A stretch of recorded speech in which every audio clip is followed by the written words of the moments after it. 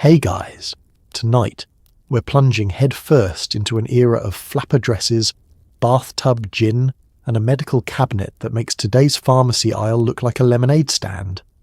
Welcome to the roaring 1920s, when jazz was hot, the stock market was hotter, and somehow everyone's grandmother was casually prescribed heroin for a stubbed toe. That's right, before the war on drugs, there was a tea party in your medicine cabinet, and the invitations were written by your local doctor.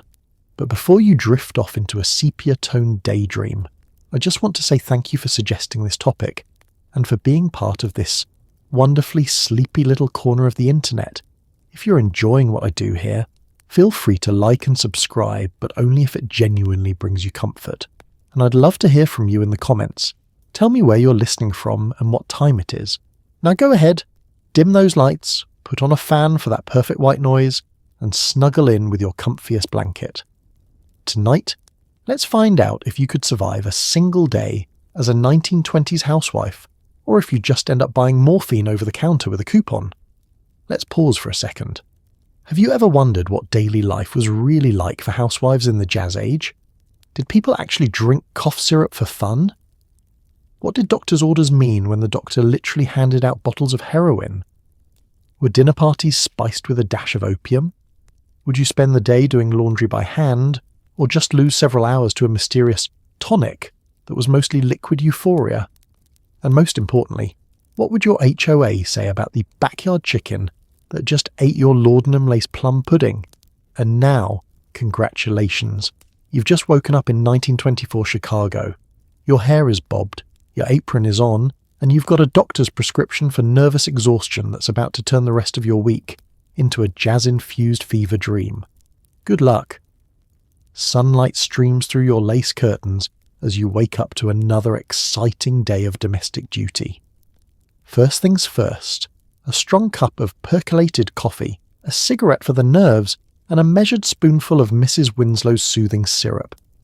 You're not sure if you're awake or halfway to a Gatsby party, but at least your sinuses are clear and your mood is pleasantly fuzzy. Let's start with the sounds. A soft jazz record crackling on the gramophone, birds chirping outside, and the gentle clink of porcelain as you set out the breakfast china.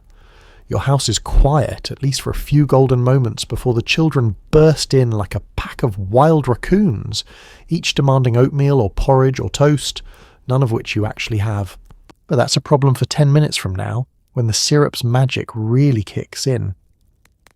You move through the kitchen in a floaty sort of way, robe cinched at the waist, hair perfectly bobbed, eyelids a little heavier than usual.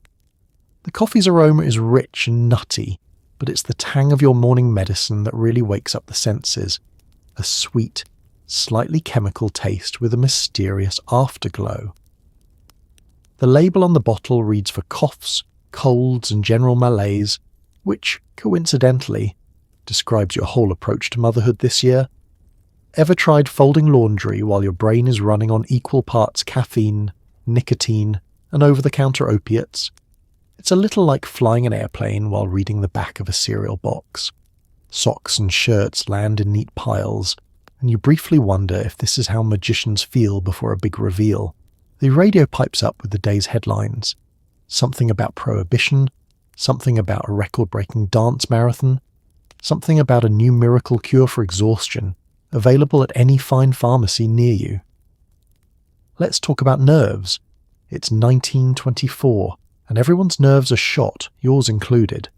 There's a new invention every month, cars rattling down the street, neighbours running electric mixers at unholy hours. The house needs to be spotless in case anyone drops by, which, in this decade, is code for your mother-in-law inspecting the corners for dust in the pantry, for evidence of moral decay. Luckily, your nerves are handled by science, or at least by the pharmaceutical industry's best guess.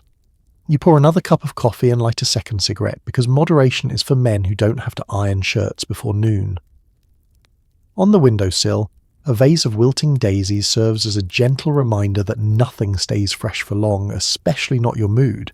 But with Mrs. Winslow on your side, you're ready to face whatever the day brings. Maybe not eagerly, but certainly with a sense of mellow curiosity. Breakfast for the family is a flurry of activity. You butter toast, slice oranges, and try not to notice that the baby is chewing on a catalogue. In the background, the kitchen clock ticks loudly, reminding you that time waits for no housewife, and certainly not for the effects of morphine syrup to wear off.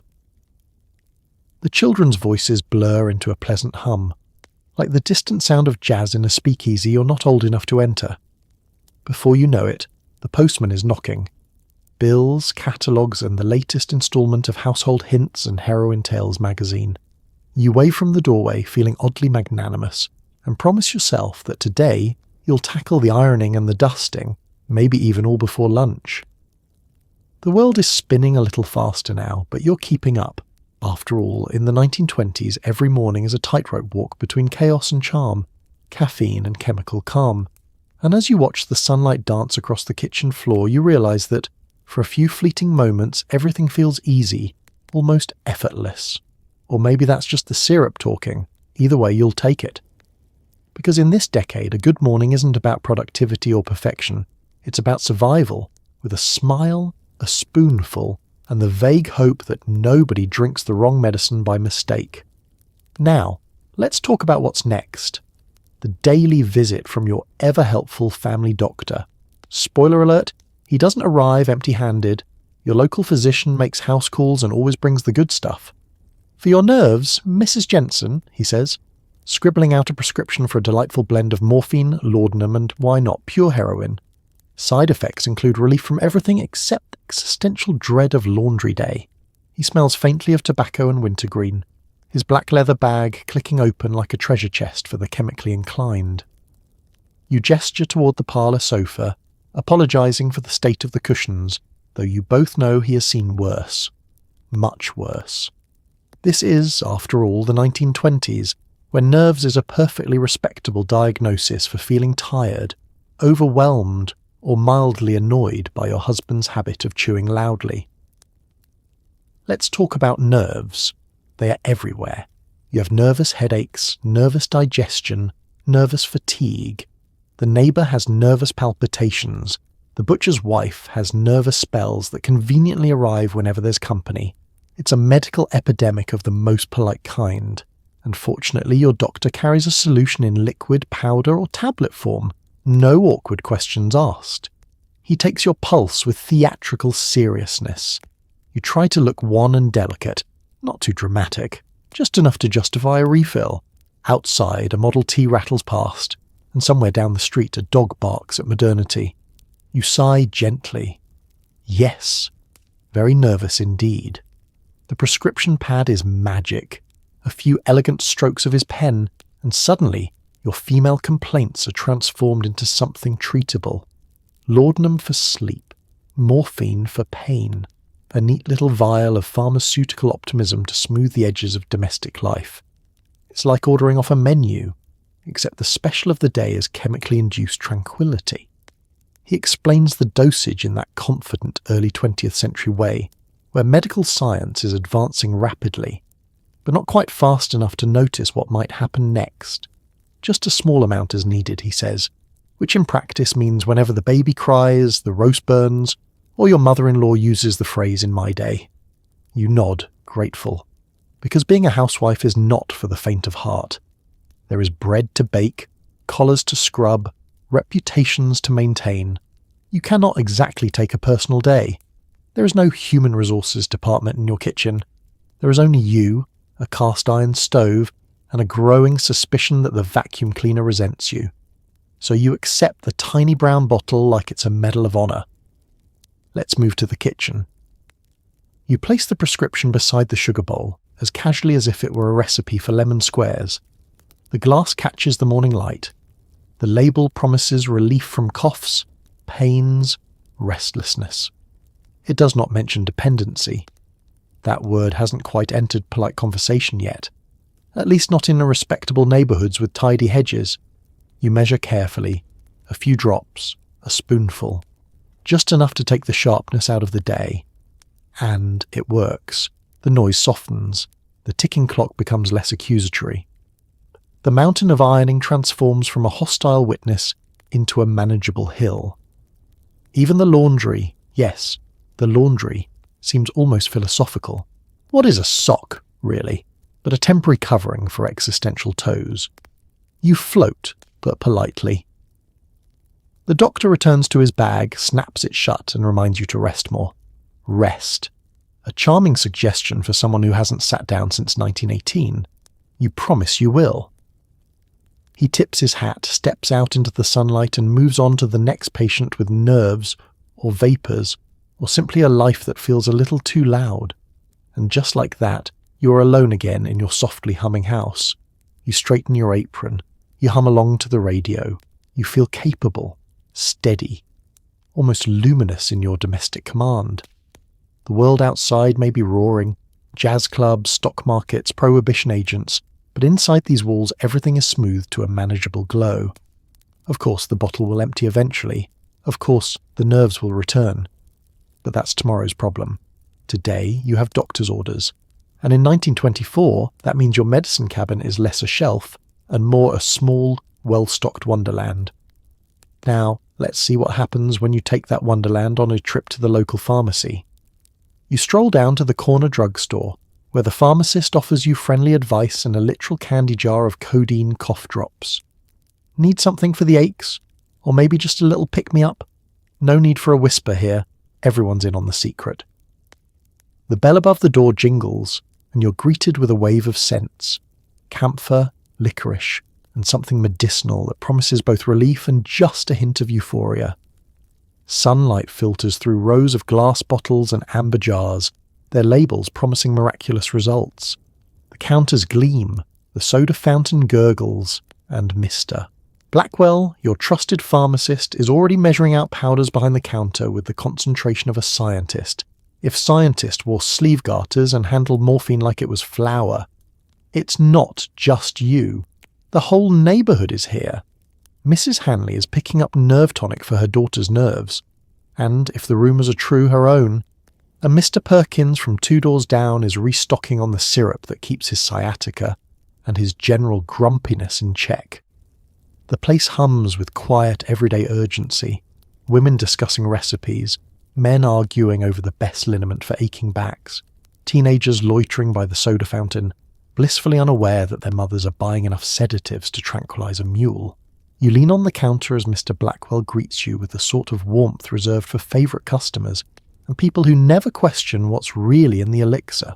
He knows your name, your husband's name, and probably the exact week you switched from laudanum to heroin-laced cough syrup for your seasonal malaise. He slides a small powder blue box across the counter, winks, and explains, "This one will take the edge off those morning headaches, and if you're feeling run down, just ask for a little something extra." Behind the counter, the world is a pharmaceutical buffet. Shelves are lined with tins and bottles labelled calmative, digestive aid, and ladies' friend, some sugar-coated, others disguised as pastilles for persistent cough. On the end, a glass jar of codeine lozenges sparkles in the light, as innocent as peppermints, as potent as a prescription pad. Take one as needed, the pharmacist suggests, which translates to, as soon as you're tired of a laundry, children, or reality itself. Payment is easy, a few coins and a smile. If you're short, no worries, Mr. Blackwell will put it on your tab, just like he does for everyone who promises they're cutting back next week. And unlike the grocer, he never gossips about your purchases. That's what the beauty parlour is for. The pharmacy isn't just a store, it's a sanctuary, a confessional, a place where the boundary between medicine and recreation blurs into a gentle haze. Mothers share tips about the most effective tonics. Mrs. Carrow swears by the new Bayer drops. And children giggle as they're handed cough candy that would absolutely knock out a rhinoceros. The soda jerk flashes a grin and offers you a phosphate or a cherry coke, a little sugar to balance the morning's chemistry experiment. You sip, feeling the sweet bubbles tickle your throat, and glance at the other customers, each holding their own bottle, box, or tin of silent coping mechanisms. You wonder briefly what the future holds. Will people one day look back at this as the good old days, or as a mass delusion engineered by the American pharmaceutical industry? Your thoughts drift as you tuck your treasures into your purse, careful to wrap them in the brown paper Mr. Blackwell provides. There's no stigma, but there's still a touch of privacy after all. You wouldn't want the pastor to see your new tension remedy before Sunday service. You walk home, arms full of supplies, the world just a little bit softer around the edges. The sun is brighter, the sidewalks smoother, and the day ahead feels, if not exactly easy, at least entirely survivable. Because in the 1920s, the corner pharmacy wasn't just where you bought medicine, it was where you bought the possibility of a better afternoon, one dose at a time. Next up, let's take a peek at your medicine cabinet, which, in this decade, could double as a speakeasy for the chronically overwhelmed. Inside your kitchen is a wooden cabinet that could launch 1,000 DEA raids. Bottles labelled tonic and elixir promise to cure everything from menstrual cramps to hysteria. You're not sure what's in half these jars, but you're fairly certain that at least 3 of them could knock out a horse. Let's take inventory, shall we? First, you've got a glass bottle of soothing syrup, its label curling at the edges, promising to calm babies, mothers, and if you're reading the fine print, probably restless pets. Next to it is a dark vial of laudanum for sleepless nights, a tin of digestive powders for those times when dinner fights back, and an unlabelled jar that you suspect is either cough medicine or turpentine. There's also a bottle from Germany, the instructions written in cursive so elegant it's almost reassuring, if not for the illustration of a skull and crossbones hiding on the back. Every housewife has a cabinet like this. In the 1920s, it's practically a rite of passage. Forget matching towels or a wedding china set. Your real status symbol is how well stocked your medicine shelf is. You don't just have options, you have solutions for every occasion. Child with a fever? Try the opium drops. Husband with a headache? There's a powder for that. Aunt Clara's bad knee acting up again? I've got just the liniment, don't mind the smell, it's the menthol, or the chloroform. You remember when the pharmacist delivered a new bottle, wrapped in brown paper, right to your kitchen door? No questions asked, just a knowing nod, a whispered suggestion to keep this one on the top shelf. You tuck it away between the female restorative elixir and the cough balsam, which claims to contain neither alcohol nor heroin, but somehow manages to taste suspiciously like both. Sometimes, late at night, you'll catch your reflection in the glass and wonder what your grandmother's medicine cabinet looked like. Rumour has it she used castor oil, whiskey and the occasional prayer. But you? You have science on your side. Or at the very least science's best guesses from men with excellent moustaches and questionable ethics.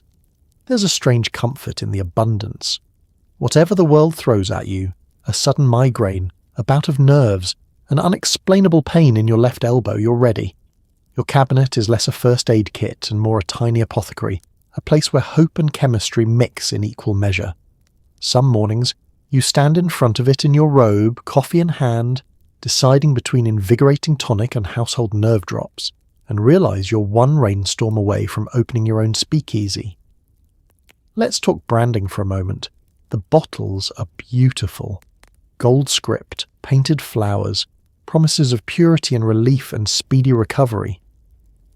Some even come with tiny measuring spoons or cork stoppers, which feels so official it almost distracts from the fact that you're basically running a low-key pharmacy out of your kitchen pantry. There are instructions, of course, always just vague enough to make dosing an adventure. Take 1 teaspoon as needed, they say. For some, as needed means once a week. For others, it's more of a let's see how the day goes situation. The best part? You're not alone. Your friends swap samples and stories like baseball cards. Mrs. Hanley swears by her liver tonic for everything from joint pain to marital discord. Mrs. Pickering insists her brain elixir kept her from throwing a shoe at her husband last Thursday. It's an unspoken competition. Who can find the tastiest tonic, the fastest acting syrup, the elixir with the most mysterious ingredients? Extra points for any product imported from France or sold by a man with professor in his title. But there's a shadow here too, floating quietly behind the glass. You've heard the rumours about people who can't go a day without the drops, about neighbours who start to look a little too glassy-eyed, a little too thin. Occasionally you ask yourself, is all this really safe? But then the bread burns, the baby starts wailing, and your husband mentions his mother is coming to stay. You close the cabinet with a sigh and decide that if this is modernity, you'll take it, side effects and all. In the end, your medicine cabinet is a testament to an age teetering between progress and peril, Optimism and opium. It's there for you in every crisis and every quiet moment. The silent, glass-eyed witness to a life lived in pursuit of relief, calm, and maybe, just maybe, a little happiness, one measured spoon at a time. Ready? Let's see what happens when you try to do the daily chores with all these chemical helpers in your corner. It's time for chores, and you've never felt more productive. Laundry, mopping, dusting. The whole house sparkles. Was it the opiate-laced tonic or just the new Count Basie record on the Victrola? Hard to say, but the floors have never been cleaner, and you're pretty sure the cat is floating. You start the day with a brisk sweep, the broom in your hand moving like a conductor's baton, jazz trumpets wailing from the living room. The sunlight glances off polished wood, swirling dust motes in the air like confetti at a speakeasy. Every movement is effortless, almost graceful. If cleaning were an Olympic event, you'd take gold, possibly for simultaneous window washing and tap dancing. Your feet shuffle to the rhythm, your mind blissfully quiet, and your muscles? Well, they haven't complained in hours, thanks to that invigorating tonic you downed with your second cup of coffee. Laundry time. You haul baskets of sheets and socks with the energy of a woman half your age. Each load feels lighter than the last. The scent of soap and lavender fills the kitchen, masking the hint of something a bit more pharmaceutical. You hum along to the radio as you wring out pillowcases, not even minding when the soapy water splashes your dress. Maybe you're just in a good mood. Or maybe you're 1 teaspoon away from not caring about the mud the kids tracked in, the grass stains on every collar, and the mysterious jam handprints that appear like stigmata on the towels. Let's talk about mopping. Mopping, in any other decade, is the stuff of nightmares, back-breaking, endless, and faintly humiliating. But here you are, sliding across the kitchen linoleum with all the confidence of a flapper on New Year's Eve. The mop swishes, the floor shines, and you catch a glimpse of your own reflection, eyes bright, hair a little wild, smile just a bit too wide. You imagine yourself in a musical montage, jazz trumpets blaring, arms flying in perfect time, the cat weaving between your ankles with a look of cautious awe. You attack dusting next, armed with a rag and a reckless sense of optimism.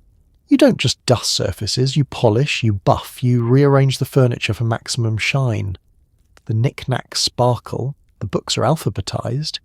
Even the potted plant in the window looks perkier, although that may just be the effect of a few stray drops of plant revitalizer, which, now that you think about it, is suspiciously close in colour to your fatigue drops.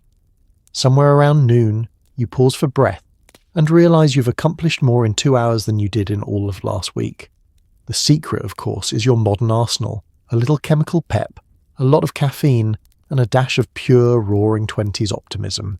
You're the queen of clean, the sultan of soap, the absolute sovereign of surface shine. Neighbours would pay good money for your secrets, but all you'd have to do is point them to your kitchen cabinet, and possibly the record shop. Housework in this era isn't just a chore, it's a lifestyle, a full-contact sport, a daily marathon of keep up or get left behind. There's pressure, sure. Judgy neighbours, nosy relatives, magazine covers showing immaculate homes and women with freshly set hair. But today, you're winning. The house smells faintly of lemon, menthol and progress. Even the dust bunnies have surrendered. You catch your breath, gazing out the window at the world moving by. Cars rumble, children shout, dogs bark at nothing. For a moment, you feel like you could do this forever. Ride this high, keep this rhythm, clean your way right into the history books. And who knows? Maybe someday someone will look back at the women of the 1920s and wonder how they did it all. You'll know the answer, of course. Jazz, determination, and a generous helping of household tonic. The cat, now thoroughly bewildered, curls up in the sunbeam, and you take a moment to admire your handiwork. The house gleams, you're humming, and life feels just a little easier. Or maybe that's just the tonic talking. Either way, you'll take it. Because in this decade, housework isn't just about getting things done. It's about doing it with style, with swing, and with a grin that says you've cracked the code to domestic bliss, at least until the tonic wears off. Ready to see how long this productivity streak lasts? Let's move on to laundry day, the true test of any 1920s housewife's endurance. Hauling water, wringing sheets, and hanging everything out to dry, being a housewife is back-breaking work. Fortunately, there's a bottle of Bayer heroin in the pantry. A little goes a long way toward making even the toughest stains and the world's worst washboards feel like a distant, hilarious memory. The day begins early, with the clang of the backyard pump and a cold, wet slap of reality. You fill bucket after bucket, your hands going numb in the chill morning air. Every trip between the pump and the wash tub is a full-body workout, your arms and back already complaining before the first shirt even hits the suds. You might be wearing your least favourite dress, one already stained from last week's accident with blackberry jam, but at least it's comfortable, practically the housewife's equivalent of battle armour. You size up the week's laundry, piled high and daring you to try. There are the usual suspects: socks, underclothes, dish towels, plus an impressive collection of mud-caked knickers and mystery rags that may or may not have belonged to the neighbour's kid. The air is heavy with the scent of lye soap and grass, and you sigh. But before the day can weigh you down, you reach for your secret weapon. A small, brown bottle tucked away behind the flour jar, its label faded but reassuringly familiar. A quick swig, just enough to soften the edges, and suddenly the task ahead feels less like an ordeal and more like a musical montage. With jazz in your veins and heroin for housewives on board, you attack the wash tub with newfound gusto. Your hands are red and wrinkled, the water biting cold, but the monotony is dulled, your mind slipping into a pleasant floaty rhythm. Each garment becomes lighter. Each stubborn grass stain seems less personal, more like a minor obstacle in a slapstick comedy. You might even catch yourself giggling at the way the suds fly, bubbles popping in the sunlight like confetti after a championship game. Wringing the sheets is next, an exercise that, under any other circumstances, would qualify you for the Olympic team. It's you versus gravity, and with a little chemical assistance, you're winning. You twist and squeeze with superhero strength, muscles singing, mind blissfully absent from the ache. The kids peek out from behind the door, wide-eyed, half expecting the bed linens to snap in half, or, worse, become sentient from all the agitation. Let's talk stains. Ink, grass, blood, don't ask, berry, gravy. Each one is a test of patience and technique. Luckily, every household magazine promises new secrets for success. Salt for red wine, lemon for rust, heroin for absolutely everything else. You scrub and soak, sometimes pouring a little tonic onto a particularly stubborn blotch, more for you than for the fabric. But hey, you both deserve a break. Now comes the hanging. You haul the mountain of wet clothes outside, arms trembling but mind mellow. The backyard line is your runway. Socks flap in the breeze, shirts flutter like jazz-age flags, and your neighbour waves over the fence, envious of your cheer. You smile, feeling strangely triumphant. The dog barks. Somewhere a radio croons. Life, for a moment, feels light and manageable. The final act, surveying the battlefield. Your dress is soaked, your hair is wild, but the baskets are empty and the lines are full. It's a rare moment of victory, a fleeting, sparkling sense of achievement, like you've conquered something big. The day's aches are a distant memory, numbed and blurred by both effort and elixir. You pause, hands on hips, and let the afternoon sun warm your face. Laundry day will come again, soon, relentlessly, always with a fresh batch of stains and stories. But for now you can breathe, relax, and maybe, just maybe, indulge in a second little sip of your not-so-secret potion. Because in the roaring 20s, the real miracle isn't getting the whites whiter or the stains gone. It's finding a way to smile through the sweat, sing through the struggle, and maybe even enjoy the absurdity of it all one load at a time. Ready to see what's for breakfast? Because in this house, it's not just toast and grapefruit, it's tinctures, tonics, and a little morning magic. Breakfast isn't just about fruit and carbs, it's also about your favourite tincture, carefully measured and stirred into orange juice. The kids are off to school, your headache is gone, and you're already planning which digestive aid to sample at lunch.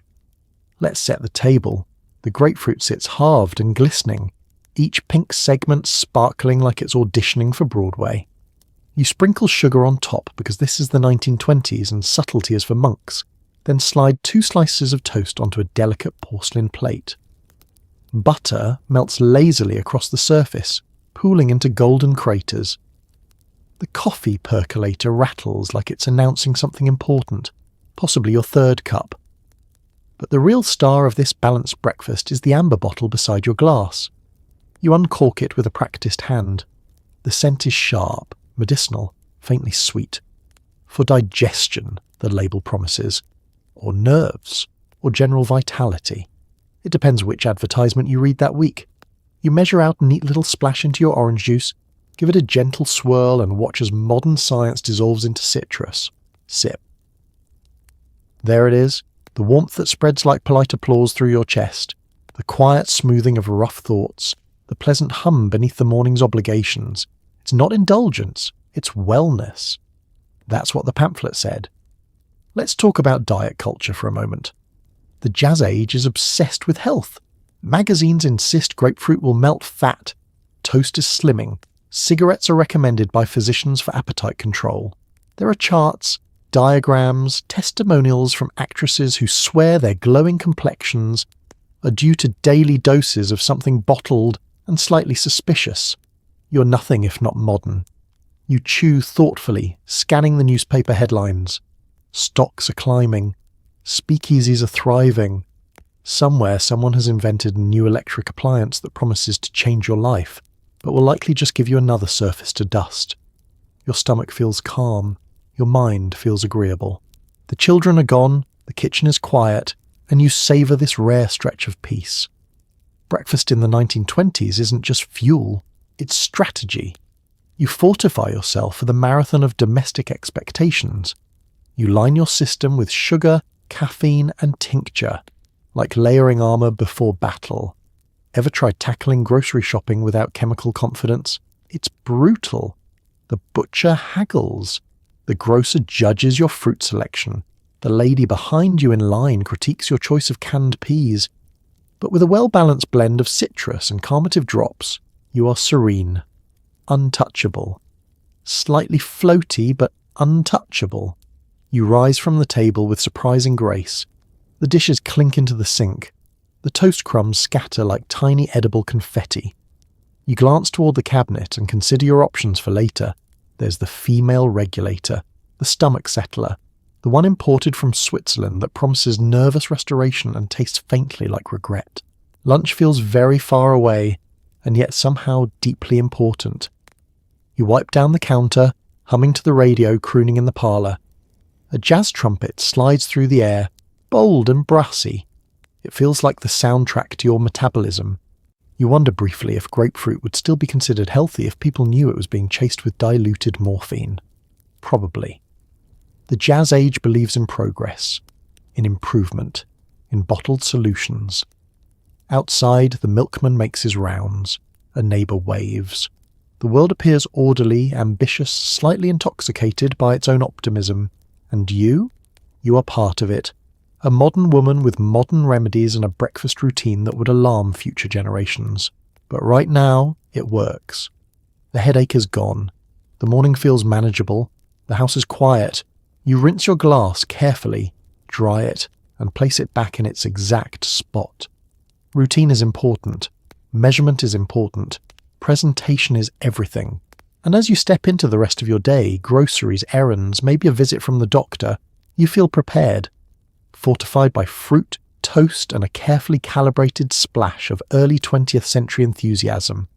Because in 1925, wellness isn't about mindfulness or green smoothies.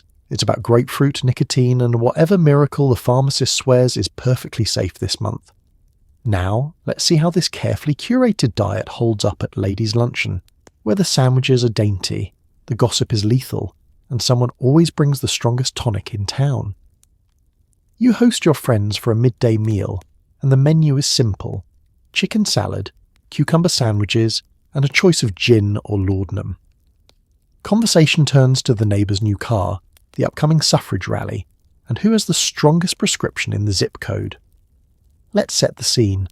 The dining table is dressed like it's auditioning for a magazine spread. Starched linens, polished silver, a vase of slightly overconfident peonies leaning toward the light. You've cut the crusts off the sandwiches because nothing says refinement like removing perfectly edible bread. Your friends arrive in a flutter of perfume and opinion. Hats tilted, gloves removed with ceremony, compliments exchanged about wallpaper, hems, and the general bravery of trying something new with bangs. They settle into their chairs like queens claiming territory, each placing a handbag strategically within reach, because inside those handbags are secrets, and sometimes small vials. You pour the gin first, technically illegal, spiritually essential. The ice clinks, the lemon twists curl elegantly. Someone giggles a little too loudly.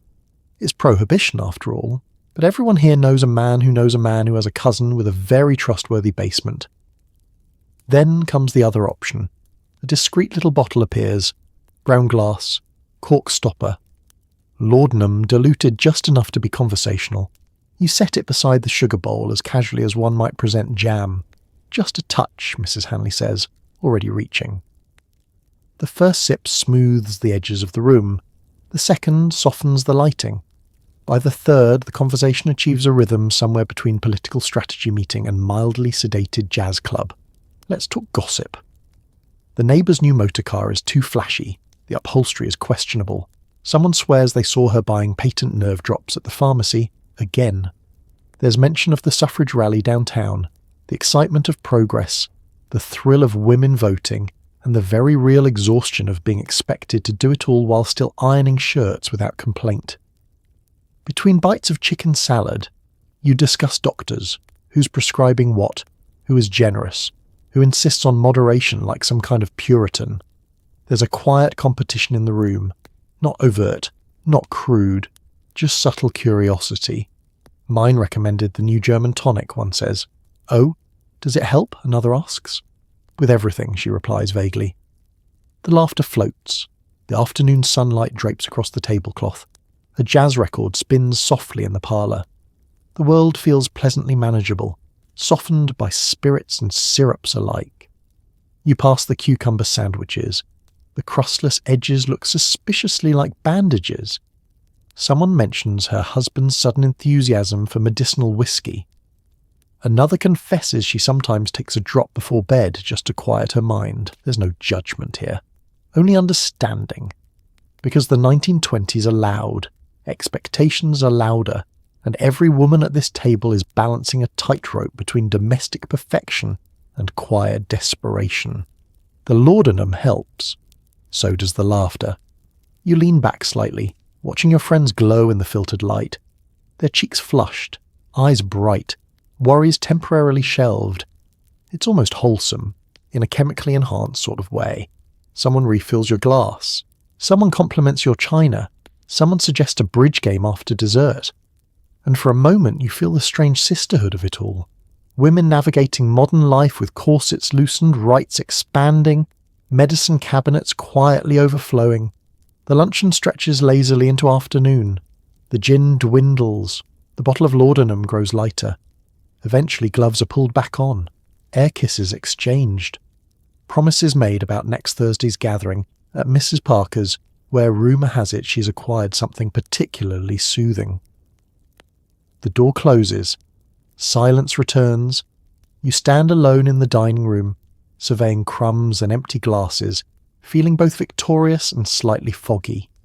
Was it the gossip? The gin? The tincture? Hard to say. But the house feels calmer.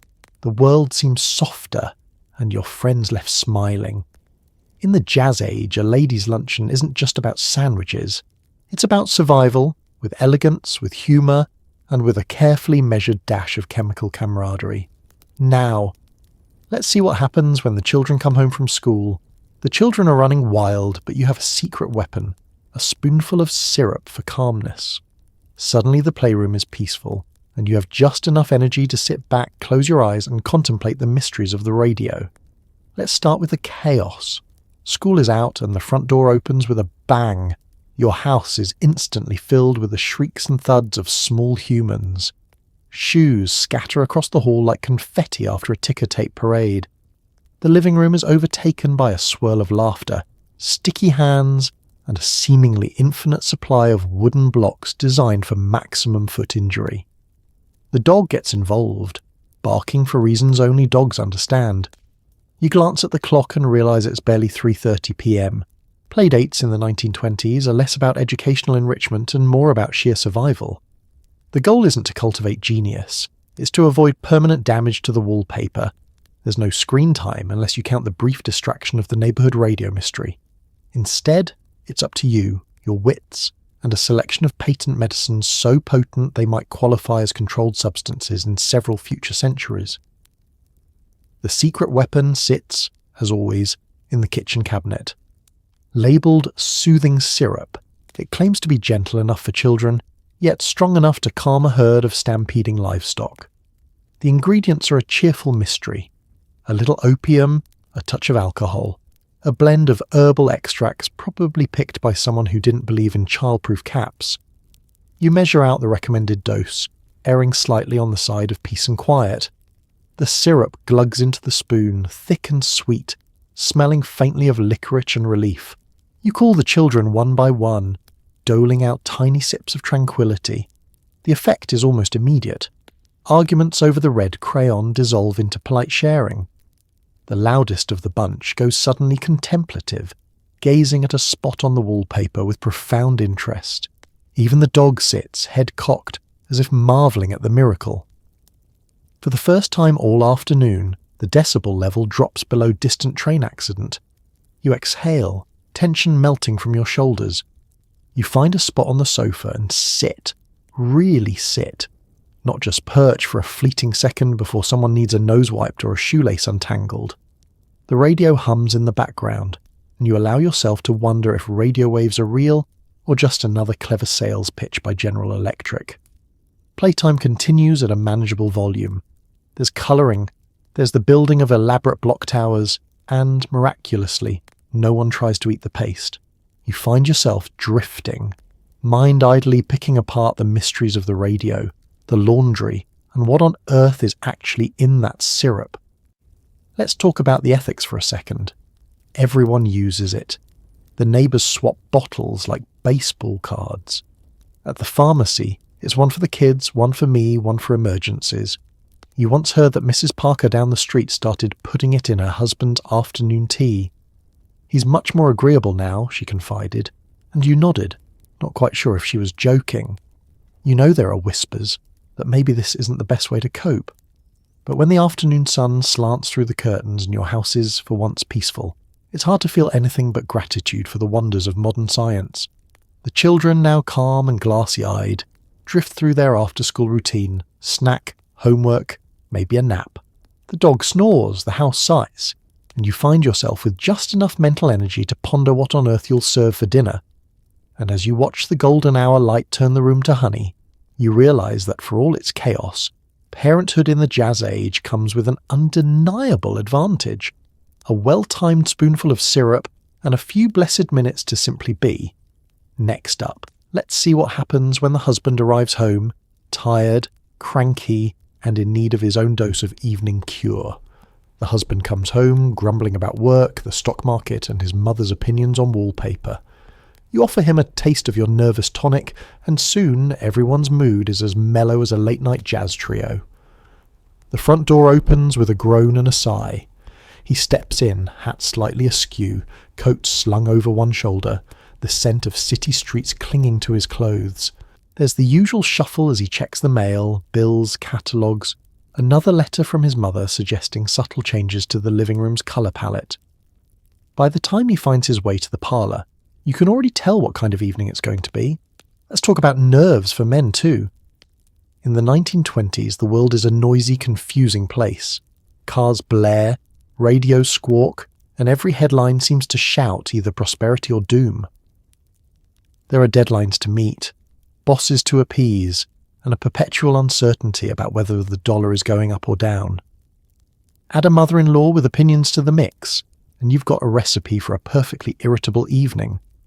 You set down your embroidery, fold the newspaper, and greet him with a smile that says, I survived the children today, and you can too. He collapses into his favourite armchair, a relic from bachelorhood that refuses to die or match anything in the house.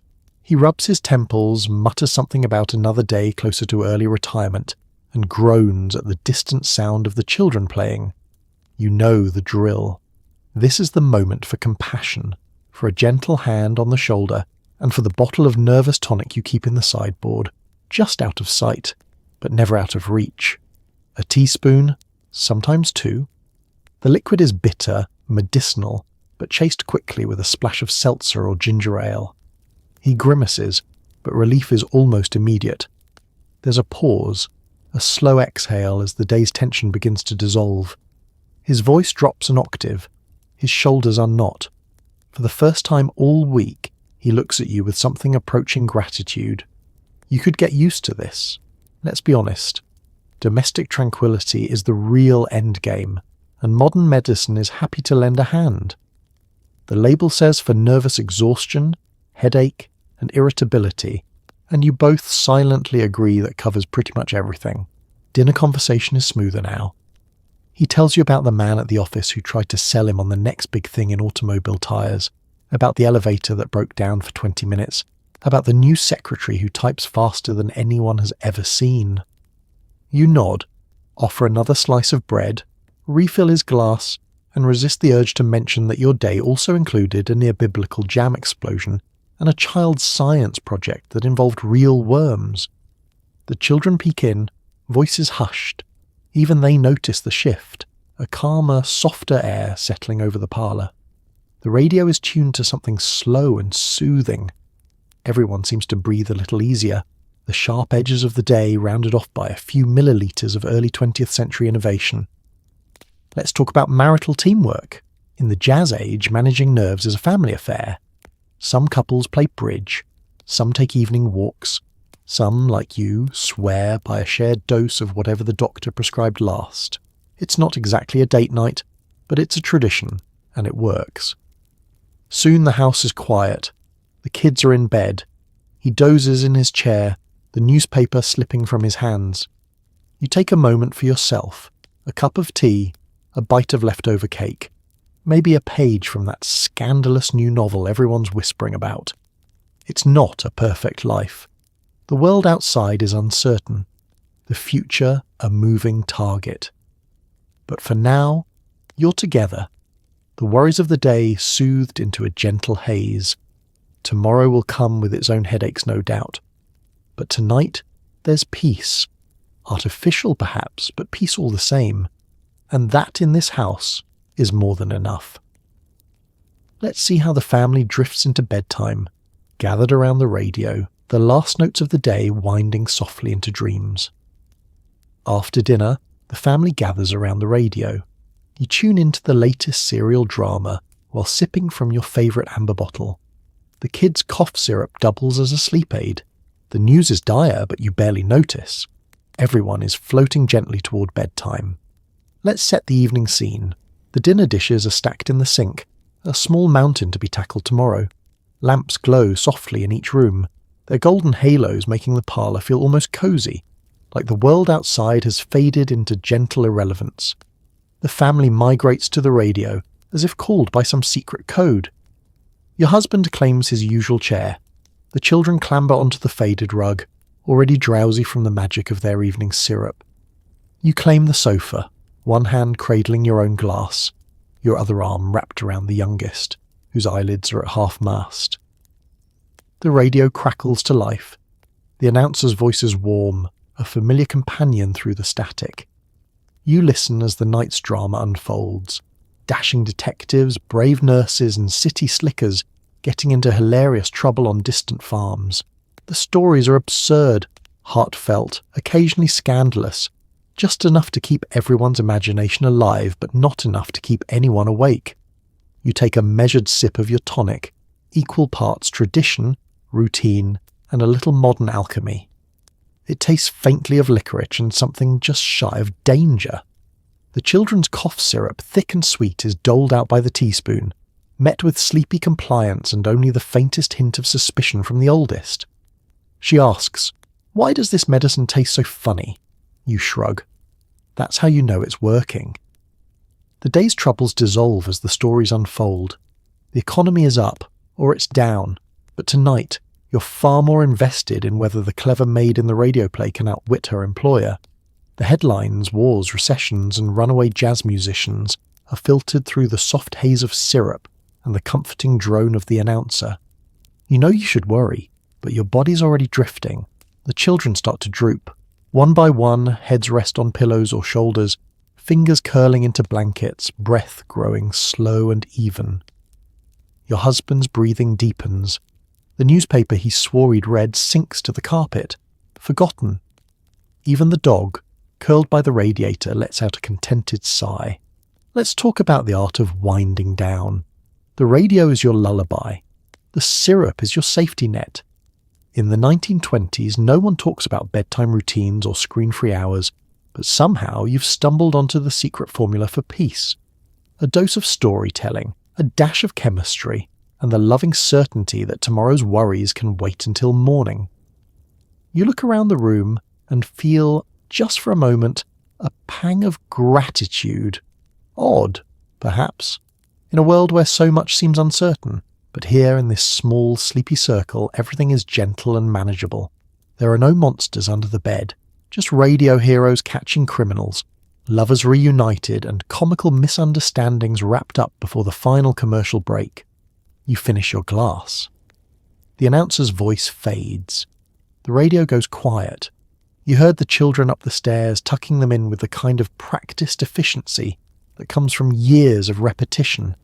And, let's be honest, a little pharmacological support. The husband follows, already halfway to dreamland. You switch off the lights, the parlour now just a soft pool of shadows and the faint scent of lemon oil. The house settles, sighs, sleeps, and you? You linger for a moment, alone, savouring the hush, the radio's afterglow and the syrup's slow magic. History may be roaring outside, but inside bedtime is soft and still. Tomorrow will bring its own noise. But tonight, the world is as quiet and sweet as a child's sigh. Next up, let's see how the housewives of your block are competing, not just with gardens and curtains, but with who's got the most enviable, envy-inducing medicine cabinet. It's not just about having a bigger car or a cleaner home, it's about whose medicine cabinet is most advanced. You swap tips with neighbours about the best elixirs, and rumours fly that Mrs. Parker's cousin in New York gets her heroin delivered by bicycle messenger. Let's talk about suburban competition, 1920s style. On your block, it's not the shiny new Ford parked in the drive or the freshest whitewash on the picket fence that really turns heads. It's what's hidden behind those kitchen cupboards and parlour sideboards. Housewives eye one another with polite curiosity, each secretly tallying who has the rarest German nerve drops, the imported French elixir for sleep, or the American miracle syrup straight from a Chicago laboratory. There's status to be found in those glass bottles, a whiff of cosmopolitan sophistication, a hint of modernity, and perhaps most importantly, a tacit promise that you are ahead of the curve.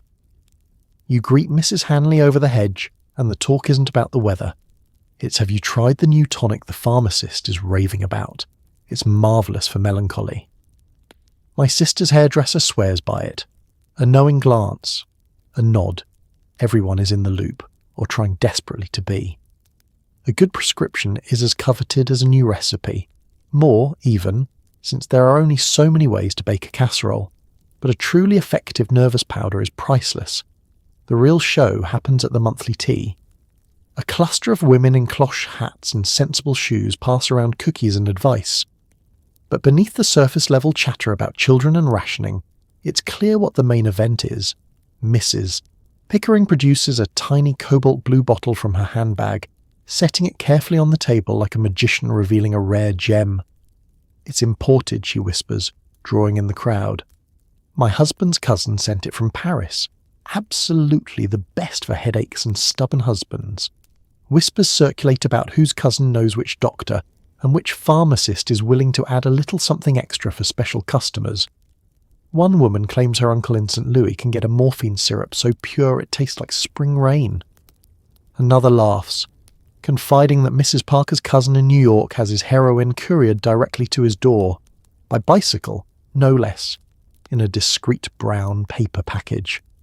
There's envy in the room, a hunger for the new, the potent, the elusive. Of course, not every trend is above board. There are rumours, some credible, some wild, that certain housewives hoard special drops for exclusive use, doling them out only to trusted friends in moments of genuine need or social emergency. Recipes for homemade relaxants circulate on handwritten cards, tucked between instructions for rhubarb pie and how to clean stains from silk. A little gin, a little tonic, a splash of something from a bottle without a label. Suddenly your bridge club is remarkably free of tension, and everyone's cheeks are rosy. But there's a shadow side to all this progress. You notice Mrs. Hanley seems a little distracted lately. Her smile is too bright, her laughter a shade too high. Mrs. Pickering's hands tremble ever so slightly as she pours the tea. Still, these details are quietly filed away, unspoken, under the same heading as marital discord, and who put gin in the lemonade at last summer's picnic. You feel the pressure too. When your own medicine cabinet starts to look a little bare, there's a sense of falling behind. The Joneses are moving ahead, and the only way to keep up is with another bottle, another pill, another recommendation passed quietly across a fence or a tea table. Sometimes you wonder if the true status symbol isn't the bottle itself, but the peace of mind it claims to offer, a fleeting moment when the house is quiet, the headaches fade, and you feel, if only for a breath, a little more in control. The 1920s are a decade of innovation, and nowhere is that spirit more alive than in the private, sometimes clandestine race for the best, newest, strongest remedy. It's camaraderie and competition, hope and habit, all disguised as good housekeeping. And as you close your own cabinet for the evening, hearing laughter and the clink of bottles from the neighbour's kitchen, you can't help but wonder what the Joneses will bring home next. Because in this game, no one really wins, everyone just floats along, searching for the next secret solution. Next up, let's meet the travelling salesman, the man who promises miracles in a bottle and, for a small fee, is willing to leave a little of the future on your kitchen counter. Every week, a new man with a suitcase knocks. He's selling a miracle elixir that promises youth, beauty, and instant euphoria. You buy a bottle, mostly for the label, and add it to the ever-growing lineup of mysterious cures in your pantry. Let's open the door. There he is, hat-tipped, shoes shined, smile so bright it could power the porch lamp. His suitcase is battered but mysterious, a mobile cabinet of wonders. He stands with the confidence of a magician, the persistence of a tax collector, and the persuasive flair of a man who has sold the same tonic in 3 towns and lived to tell the tale. You invite him in, because that's what one does. Hospitality is a virtue after all, and besides, the afternoon could use a little excitement. He sets his case on the kitchen table with a practiced thump, and flicks open the latches in one smooth motion. Inside, a glimmering array of bottles, vials, tins and powders, each one labelled in fonts ranging from elegant to nearly illegible. "Madam, what ails you today?" he asks, and the answer, honestly, is probably everything and nothing. But you play along. He offers a dazzling menu of solutions: tonic for tiredness, syrup for sleeplessness, powder for feminine complaints, balm for aches you never knew you had. His voice is a rolling melody of promises, radiant skin, boundless energy, a spring in your step, and perhaps even a twinkle in your eye. He produces a sample.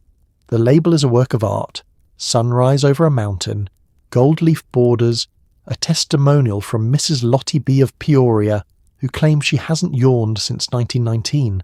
The directions are vague, the ingredients vague, but the certainty is absolute. For a moment you want to believe. Maybe this really is the potion that will make mornings sparkle and afternoons glide. You buy a bottle. Everyone does. The price is reasonable, the transaction quick. He hands it over with a flourish and the air of a man conferring ancient secrets. As you press coins into his palm, he leans in conspiratorially. "You're a woman of great discernment. Most folks can't appreciate real quality. Of course, you know you're not special," He says this in every kitchen to every housewife. But the compliment lands all the same. It's been a long week. Let's talk about the bottles themselves. Some are cobalt blue, others green or amber, all beautiful enough to be displayed in a parlour if anyone asked. You examine your new prize, imagining a shelf in some distant future museum. Artifacts of the Roaring Twenties, hope in a bottle. You place it in your cabinet beside the restorative cordial and the great nerve regulator, promising yourself you'll try it next time the world feels especially sharp. The salesman packs up.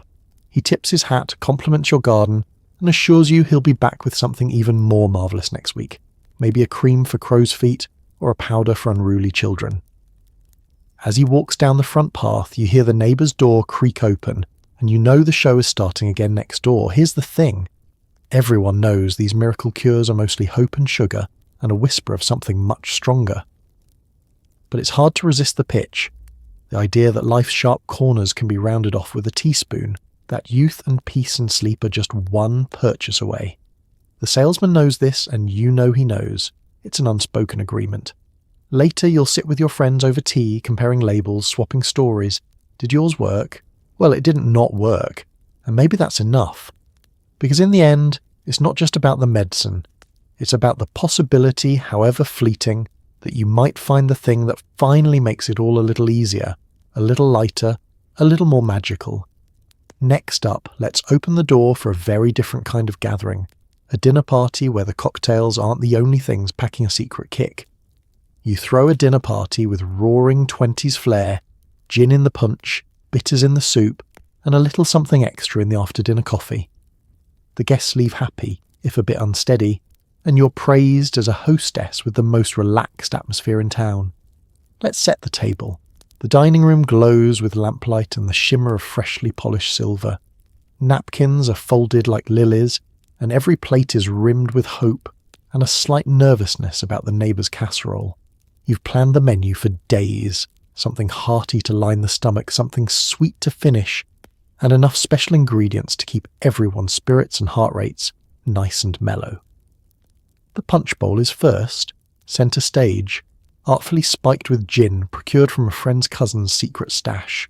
You garnish it with oranges and maraschino cherries, knowing full well no one is here for the fruit. The first sip is met with raised eyebrows and satisfied sighs. Conversation swells. Someone laughs too loudly, and already you can feel the night gaining momentum. The first course is served. Soup. Simple and unassuming, until someone notes the hint of bitters is more than just a culinary flourish.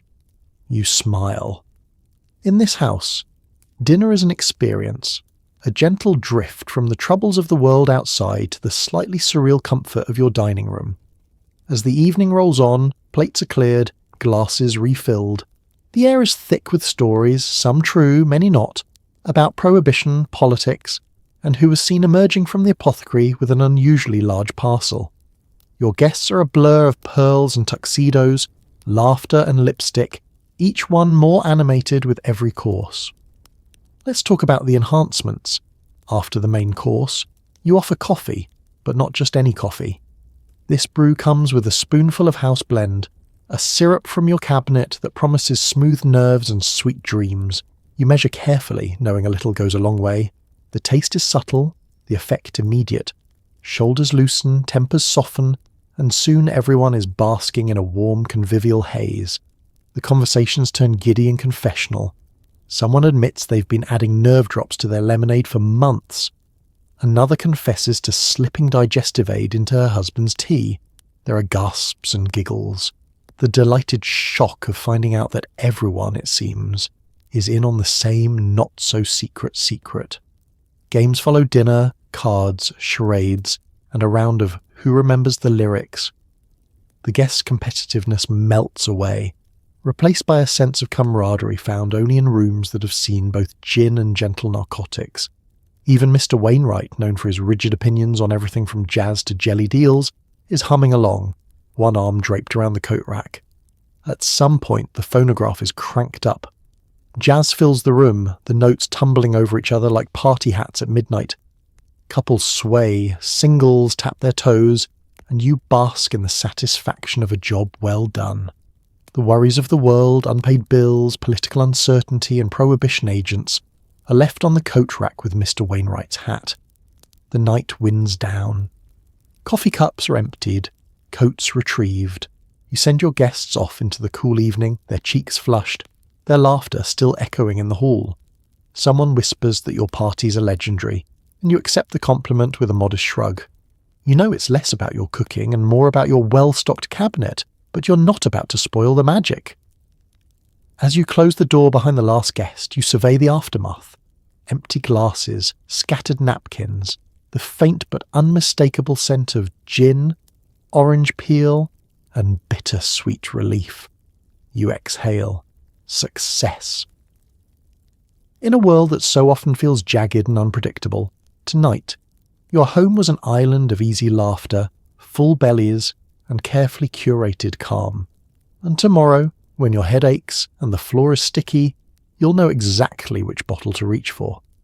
Next up, let's see what happens when fashion, fatigue, and the miracle of modern science all collide in the pursuit of a perfect day-after glow. Keeping up with the latest trends is exhausting. Luckily, your favourite beauty tonic promises to restore vigour and erase dark circles. The secret ingredient? Something your grandmother used to call God's little helper. You don't ask questions. Let's start in the mirror. It's morning, and last night's dinner party still lingers around your eyes. Your hair is slightly askew from all the Charleston, your voice a whisper from laughing over too many games of cards and too much enhanced coffee. But today is a new day, and you must look the part. The fashion pages say so. You start with the basics. A brisk splash of cold water, a dab of powder, and a swipe of lipstick. It's 1926, and looking tired isn't fashionable, even if it is inevitable.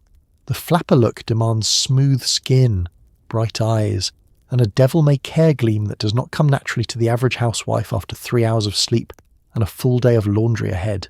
You reach for your beauty tonic, a slender bottle with a pink label, its script promising youth, energy, and the complexion of a Parisian ingenue. The instructions are vague. Take as needed. You pour out a teaspoon, swirl it around your tongue, and feel the telltale warmth spread from the back of your throat to the tips of your painted nails. Your mother always called it God's little helper, though she never said whether that was meant as praise or warning. The transformation is subtle but sure. The shadows under your eyes blur, your cheeks gain a bit of glow, your posture straightens. Suddenly that beaded dress in the closet doesn't look like such a threat. Your nerves, which fluttered and sparked when you first saw the day's to-do list, quiet into a pleasant hum. You can face the world, almost joyfully. Let's talk about flapper fashion. Hemlines are rising, waists are dropping. Every woman wants that breezy, boyish silhouette, and the department stores can barely keep up. You try on your favourite frock, pin a feather into your hair, and slip on Mary Jane's with heels just high enough to remind you to sit gracefully. There's a party at Mrs. Hanley's tonight, and the competition for most modern is always fierce. But keeping up is exhausting. There's always a new fad, a new shade of rouge, a new way to curl your hair, a new perfume that claims to capture the spirit of the age. The magazines are relentless, and so are your friends. Mrs. Pickering swears she's found a powder from Paris that erases lines overnight. Mrs. Parker's new silk stockings are the envy of every tea table. You fortify yourself with another discreet sip from your tonic. It's not just beauty you're chasing, it's the stamina to smile, laugh and sparkle, even when you're running on fumes and last night's leftover punch. You lum your eyes with kohl, tap your cheeks for colour, and remind yourself that somewhere grandmothers are shaking their heads and muttering about modern excess, even as they reach for their own bottle of the old family revitalizer.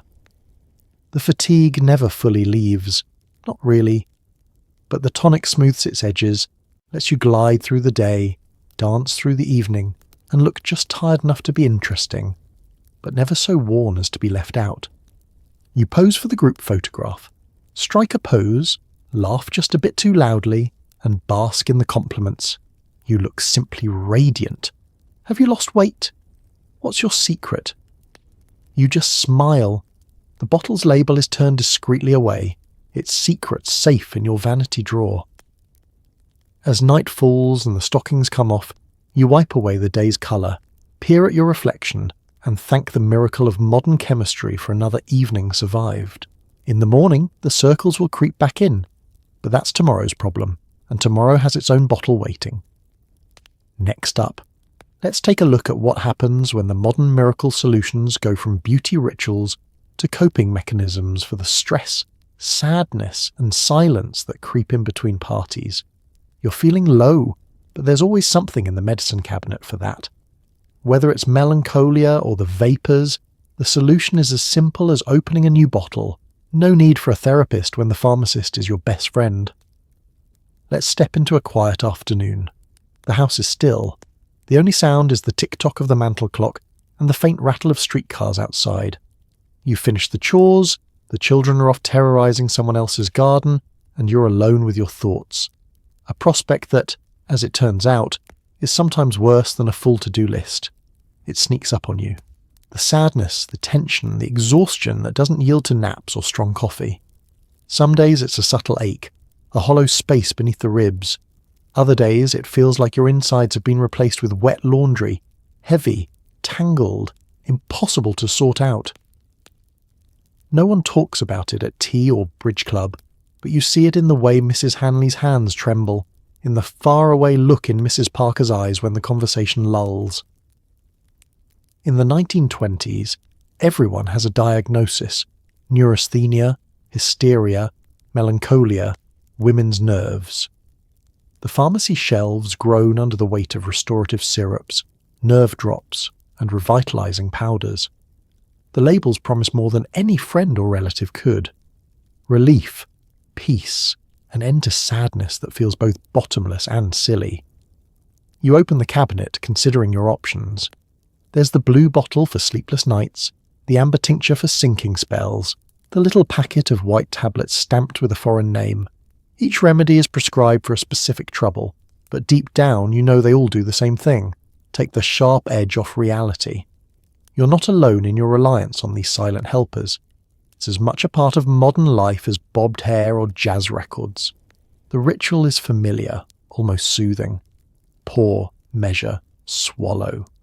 The bitterness on your tongue is the taste of possibility, of maybe, just maybe, feeling a little lighter. There's no shame in it, not really. After all, even the advertisements in your favourite magazine assure you that modern womanhood need not suffer. Let's talk about the alternatives. Therapy, for the wealthy perhaps, or for those living in cities with newfangled talking doctors. But for most, confession happens at the pharmacy counter, or between sips of nerve tonic at a neighbour's kitchen table. You swap tips, compare notes on dosages and brands. Mrs. Pickering swears by her imported French solution. Mrs. Murphy claims the American tonic works faster. Sometimes the only real difference is the label and the story you tell yourself as you swallow it down. Some days the remedies work their magic. The shadows lift, and you find the energy to water the ferns, write a postcard, or sew a missing button. You hum along to the radio, bake a cake, even invite a friend for tea. Other days the gloom lingers, stubborn as mildew, and all the tonic in the world only muffles the noise. But you keep trying. That's what the advertisements say. Hope is always one bottle away. Sometimes you wonder what would happen if you told your husband how tired you really feel, how some days the quiet presses in on you until you can hardly breathe. But he has his own worries. The job, the bills, his mother's latest complaint about the garden. It's easier for everyone if you manage things yourself, so you do. You always do. Evenings are the hardest. The children are asleep, the house dark and soft, the ache in your chest settling in for the night. You reach for the cabinet, find comfort in its rows of silent shining bottles, and remind yourself that tomorrow is another chance to feel better, or at least to pretend a little more convincingly. After all, this is the modern age. Every struggle has a solution, and every sadness a syrup.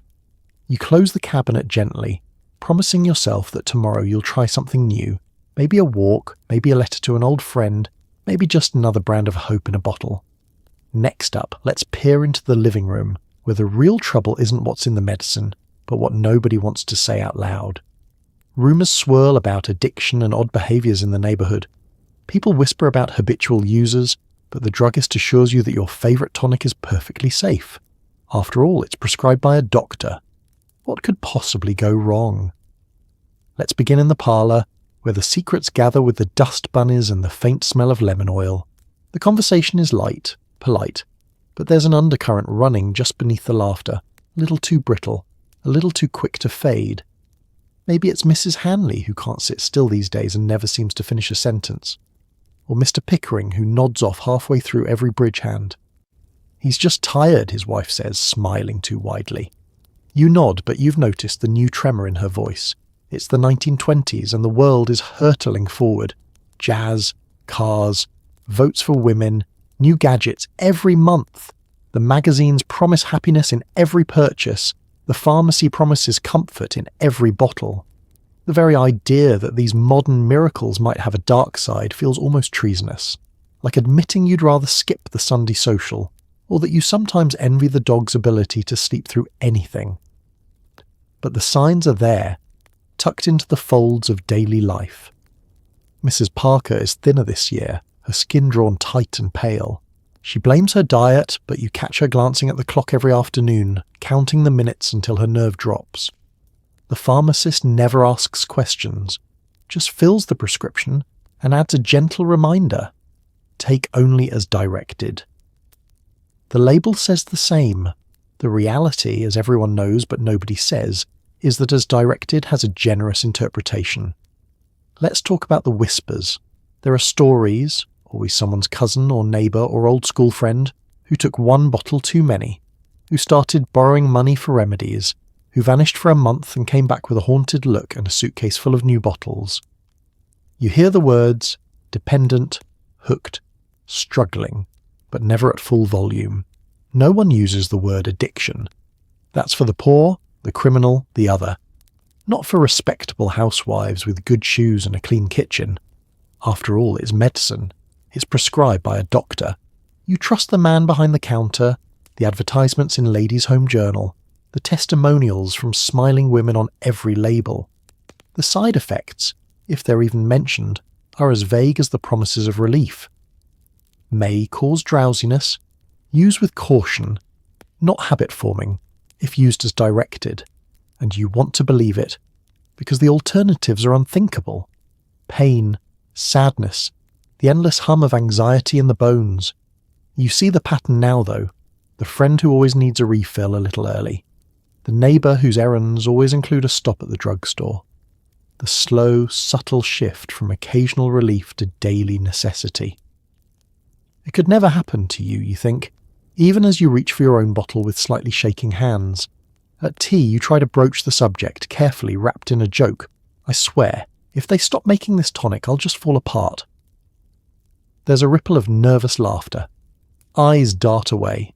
Someone changes the subject to hats or weather, or the latest scandal downtown. The elephant lumbers on, quiet but undeniable, settling in for another round of bridge. Sometimes, late at night, you wonder about the future. Will people look back at this era and marvel at the things you drank, the pills you took, the blind faith in modern medicine? Will they judge, or will they understand the impossible balance between expectation and exhaustion? For now, you tuck your questions away with the rest of your worries, close the cabinet, and carry on. The dangers are real, but so is the relief. And until someone invents a better way to cope, or at least a less addictive one, you and your friends, and the entire block, will keep floating gently along, hoping that the elephant in the parlour remains content to simply sit. Next up, let's step outside for a Sunday in the park, where the sunlight, lemonade, and a discreet dose of nerve tonic make everything look a little brighter, even if the shadows are always just out of sight. Family outings are wholesome affairs, baskets of sandwiches, chilled lemonade, and a discreet flask of nerve medicine. Children run, dogs bark, and everyone agrees that the world seems brighter through a gentle chemical haze. Let's set out for the park, blanket under one arm, basket on the other. The sun is shining, the breeze is soft, and the city feels 1,000 miles away. You've spent all morning preparing, slicing ham, buttering bread, filling thermoses, and of course, slipping a small bottle of special tonic into your handbag, tucked safely between the napkins and the extra safety pins. You arrive early, staking out the best spot under a tree. The other families are already setting up. Mrs. Hanley is laying out deviled eggs, mister. Perkins is struggling with the picnic blanket, and the children are already chasing a ball through the grass, shrieking like a flock of caffeine-fueled songbirds.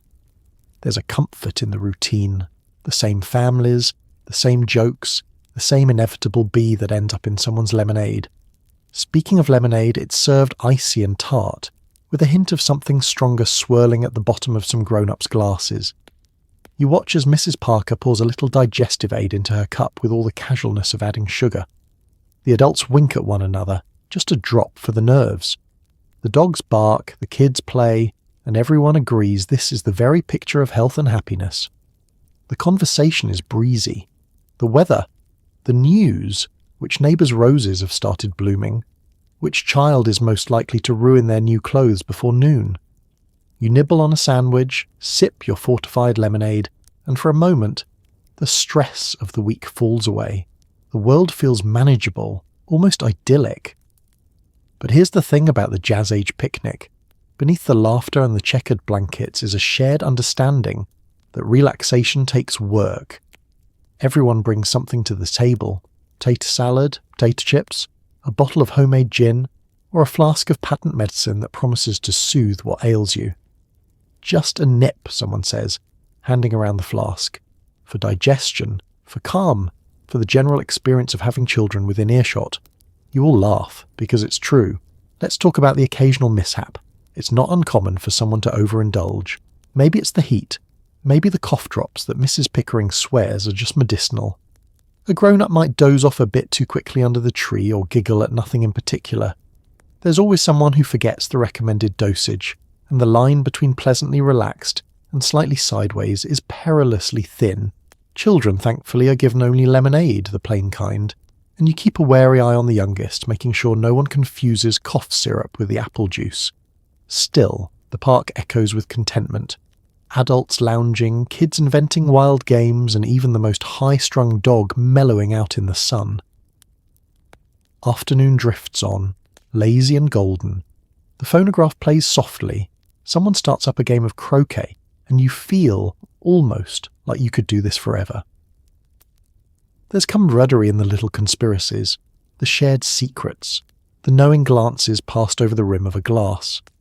No one says the word overdose. It's just a little too much, or resting her eyes, or needing some fresh air. The dangers, as always, are kept just out of sight, folded beneath the picnic blanket with the used napkins. You pack up as the sun begins to dip. The children are sticky and tired, the adults cheerful and a bit wobbly. There are jokes about picnic medicine and reminders to take it easy until next Sunday. You walk home slowly, hand in hand with your little ones, and as you glance back at the park, you know that, for all its risks and oddities, this ritual is a kind of salvation, a weekly escape from expectation, from exhaustion, from the demands of the world outside the shade of those trees. Tomorrow it's back to reality. But today you had sunlight, lemonade, laughter, and a dose of something that makes it all feel possible.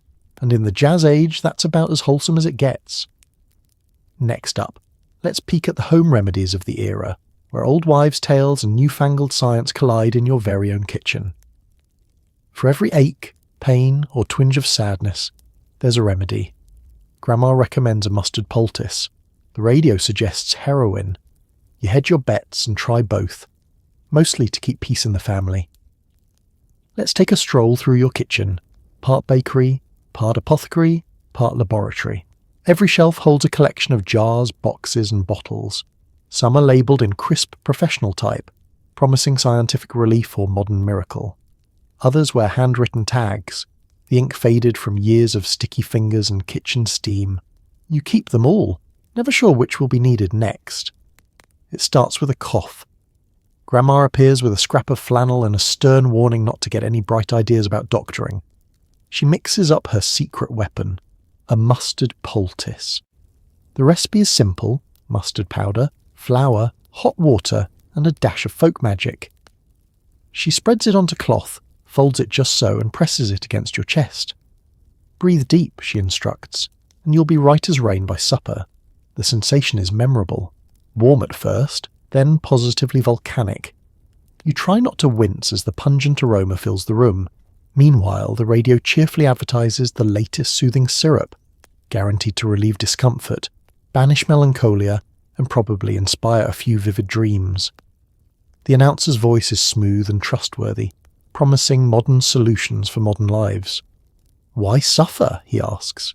"Just a teaspoon a day and you'll feel better in every way." The promise is tempting. You glance at the bottle in your medicine cabinet, wondering if the answer to all your problems could really be as simple as a dose after breakfast. Your family is a patchwork of traditions, superstitions, and new science. For a fever, someone suggests rubbing goose fat on your feet and wrapping them in wool. For a sore throat, it's honey and lemon, unless the pain lingers, in which case, a dab of opium tincture does the trick. For heartbreak or nerves, there's always the tonic, sipped slowly with a piece of shortbread and a long sigh. Let's talk about the balancing act. To keep Grandma happy, you submit to her rituals: mustard plasters, onion syrup, goose grease, and the occasional raw potato placed under your pillow to draw out the age. To keep up with the neighbours, you try the latest advertised cure: Bayer heroin, Dr. Kilmer's swamp root, Carter's little liver pills. You become adept at switching explanations, nodding along with both the old and the new. Some remedies are more pleasant than others. Mrs. Parker swears by her violet-scented headache powder. Mrs. Hanley's family secret is a shot of blackberry brandy, strictly for medicinal use, of course. The children are dosed with cod liver oil, their faces scrunched in disgust, but you sneak a spoonful of children's syrup into their bedtime milk just to be safe. Everyone's healthy, or at least quiet, and that's the real victory. The kitchen becomes a centre of healing, trial, and error. You write recipes in the margins of your cookbooks: how to make a cough syrup from onions, how to brew a sleeping draught from chamomile, and something much stronger. You share tips at the grocer's counter and swap bottles over the fence. There's a sense of community in the commiseration, a collective hope that someone, somewhere, has found the perfect cure. But underneath it all, you know the truth. Most of these remedies are more about comfort than cure. The rituals, the flavours, the burning poultices and bitter tonics are ways to show love and care, to feel like you're doing something when the world is out of your control. Sometimes the pain fades, sometimes it lingers, but you keep trying, because trying is what keeps a household running. And when Grandma finally nods in approval and the radio quiets for the night, you feel a certain satisfaction. You've honoured the old ways, embraced the new, and if nothing else, made it through another day with a kitchen that smells of hope, onions, and just a hint of something stronger. Next up, let's leaf through the pages of those glamorous magazines and see how the advertising men of Madison Avenue convinced an entire nation that euphoria could be bought, no prescription required. Magazines and newspapers are packed with glamorous ads for tinctures, syrups, and miracle powders. The smiling faces on every page are a testament to the power of a little strategic blurring of reality. Let's open the latest issue of Ladies' Home Journal. There it is, an elegant full-page spread, colours so vivid you can almost smell the lilacs and lemon oil. A stylish woman reclines on a divan, her lips parted in a gentle smile, a sparkling bottle of Bliss tonic held delicately in her manicured hand. "Restored vitality," the headline beams. For modern nerves in a modern age, a cluster of testimonial quotes trail along the bottom. Mrs. Wainwright of Topeka hasn't felt so vivacious since the war, and Miss LCR of St. Paul now greets every morning refreshed, radiant, and ready to dance. You flip to the next page. Are you tired? Anxious? Lacking sparkle? The ad teases, as if it knows exactly what's ailing you. There's a drawing of a woman surrounded by children, dishes and paperwork, her hair perfectly waved, her waist impossibly slim, her gaze somewhere between dreamy and dazed. The solution naturally is printed in bold. Just one spoonful of wonder syrup and you'll be whistling while you work. Madison Avenue knows how to sell a fantasy. These ads promise more than relief. They promise glamour, grace, and a shortcut to happiness. Even the borders of the print seem to shimmer with possibility. It's not just medicine you're buying. It's a lifestyle, a feeling, a little bottle of modern magic that lets you keep up with the neighbours, the kids, and the parade of progress. Let's talk about the language. Miraculous, guaranteed, science-backed. The copywriters deploy every trick in the book, references to doctors, sometimes real, sometimes suspiciously generic, claims of European origins, because everyone knows French elixirs work best, and a parade of before and after stories. Before, tired, haggard, hopeless. After, glowing, energetic, ready for anything. The only thing missing is the disclaimer, and if you squint, it's there in tiny print, if used as directed. Individual results may vary. You find yourself studying the ads for clues. Which ones are real? Which ones are too good to be true? The line blurs. They're all selling the same dream, a world where exhaustion is banished, irritability evaporates, and even a plain Tuesday afternoon can be transformed into a chorus of satisfaction, all for a few coins at the pharmacy. The newspapers are no different. Columns feature real testimonials from women just like you, or so they claim, who have conquered nerves, sleeplessness, even heartbreak, with a sip of this or a tablet of that. There are cartoon illustrations of plucky housewives chasing children with one hand while stirring soup with the other, a beaming smile in place thanks to nature's own remedy. It all feels faintly ridiculous, and yet, on days when you're tired or sad or just feeling outpaced by the modern world, it's hard not to believe. Let's not forget the radio. Jingles for nerve drops and headache powders slip in between jazz numbers in the evening news. Relief is just a bottle away, the singer croons, and you hum along while reaching for your own supply. The message is everywhere, impossible to escape.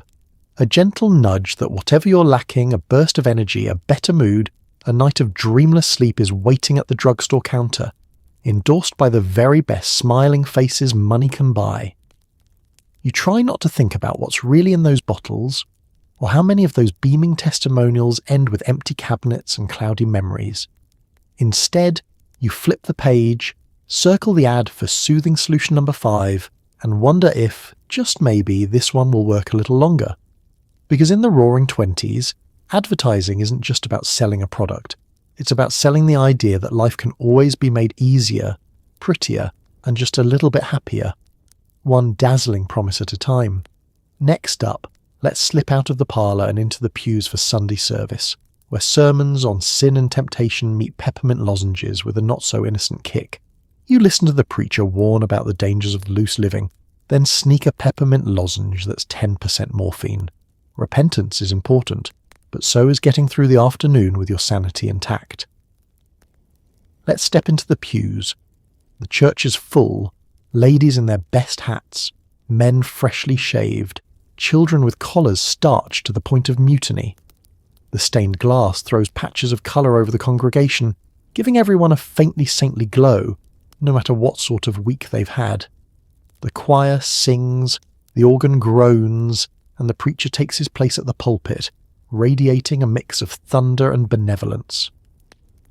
The sermon today is fire and brimstone, temptations of the modern world, the dangers of jazz, the perils of city living, and of course, the ever-present threat of immoral habits. You try to pay attention, you really do. But the cushion is hard, the service is long, and the small children in the next row have started a quiet but dedicated campaign to untie each other's shoes. You reach into your purse for your peppermint lozenge, the one you picked up at the drugstore under the guise of soothing the throat. It tastes cool and sweet, melting away the edge of boredom and the memory of yesterday's arguments over laundry and bills. The preacher thunders on about discipline and sacrifice, but your mind floats a little above the fray, soothed by the gentle glow that only morphine-laced mints can provide. Let's talk about respectability. Everyone here is playing a part. You catch Mrs. Hanley's eye and recognise the same glazed expression, the one that says her purse, too, is a pharmacy in miniature. Mr. Parker keeps coughing suspiciously, slipping something into his mouth that doesn't quite look like a cough drop. Even the deacon, stern and unsmiling, has a bottle of invigorating drops tucked discreetly into his vest pocket. Confession happens after service, but never out loud. Instead, it's a nod, a glance, a whispered comparison in the hallway. I just can't sleep these days. The doctor says it's nerves.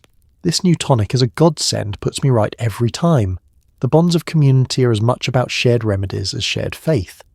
After the benediction, you gather on the church steps, sunlight bright and forgiving. Conversations swirl about the sermon, the choir, the price of eggs, and which pharmacy is still stocking the good syrup.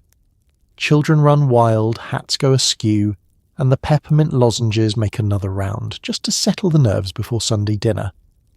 The preacher's warnings fade into the background as you head home, the afternoon stretched out before you like a half-finished prayer.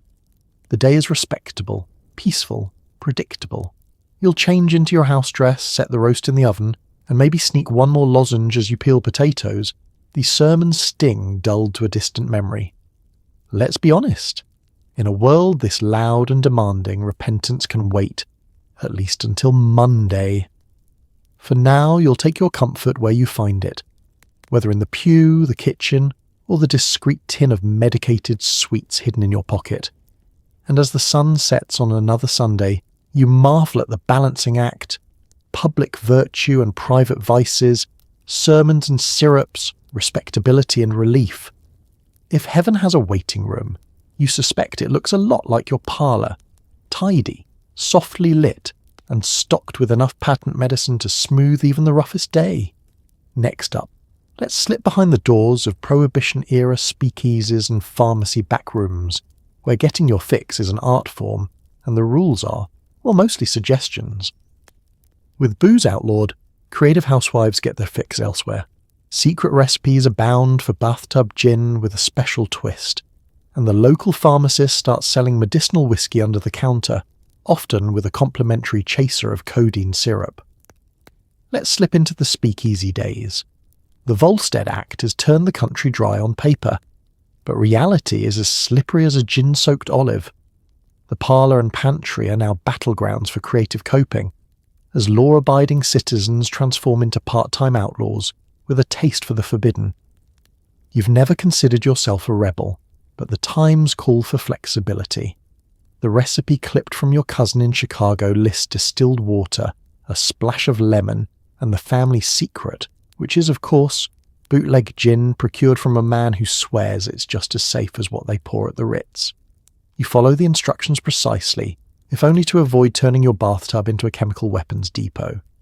The result is faintly medicinal, aggressively floral, and potent enough to fuel the next church picnic.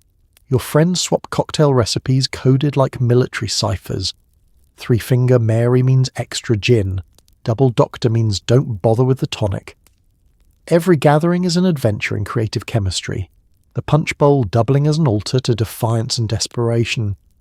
Care for a taste, someone whispers, and glasses are tipped, lips pursed, and the ice cracks like the breaking of rules. When you're feeling cautious, you stroll down to the pharmacy.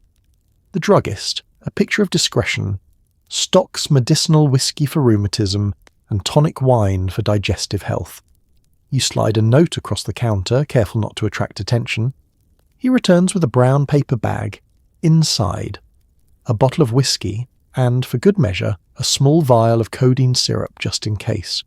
The transaction is quick, the relief immediate. Let's talk about the double standard. Men have their clubs, their card games, their cigars smuggled in the lining of winter coats. Housewives, you have bridge night, book club, and a recipe for ginger punch that could drop an ox. The rules are made to be bent, and if you're clever, you bend them right back into place before the neighbours can peek over the fence. Prohibition has made the act of gathering both thrilling and necessary.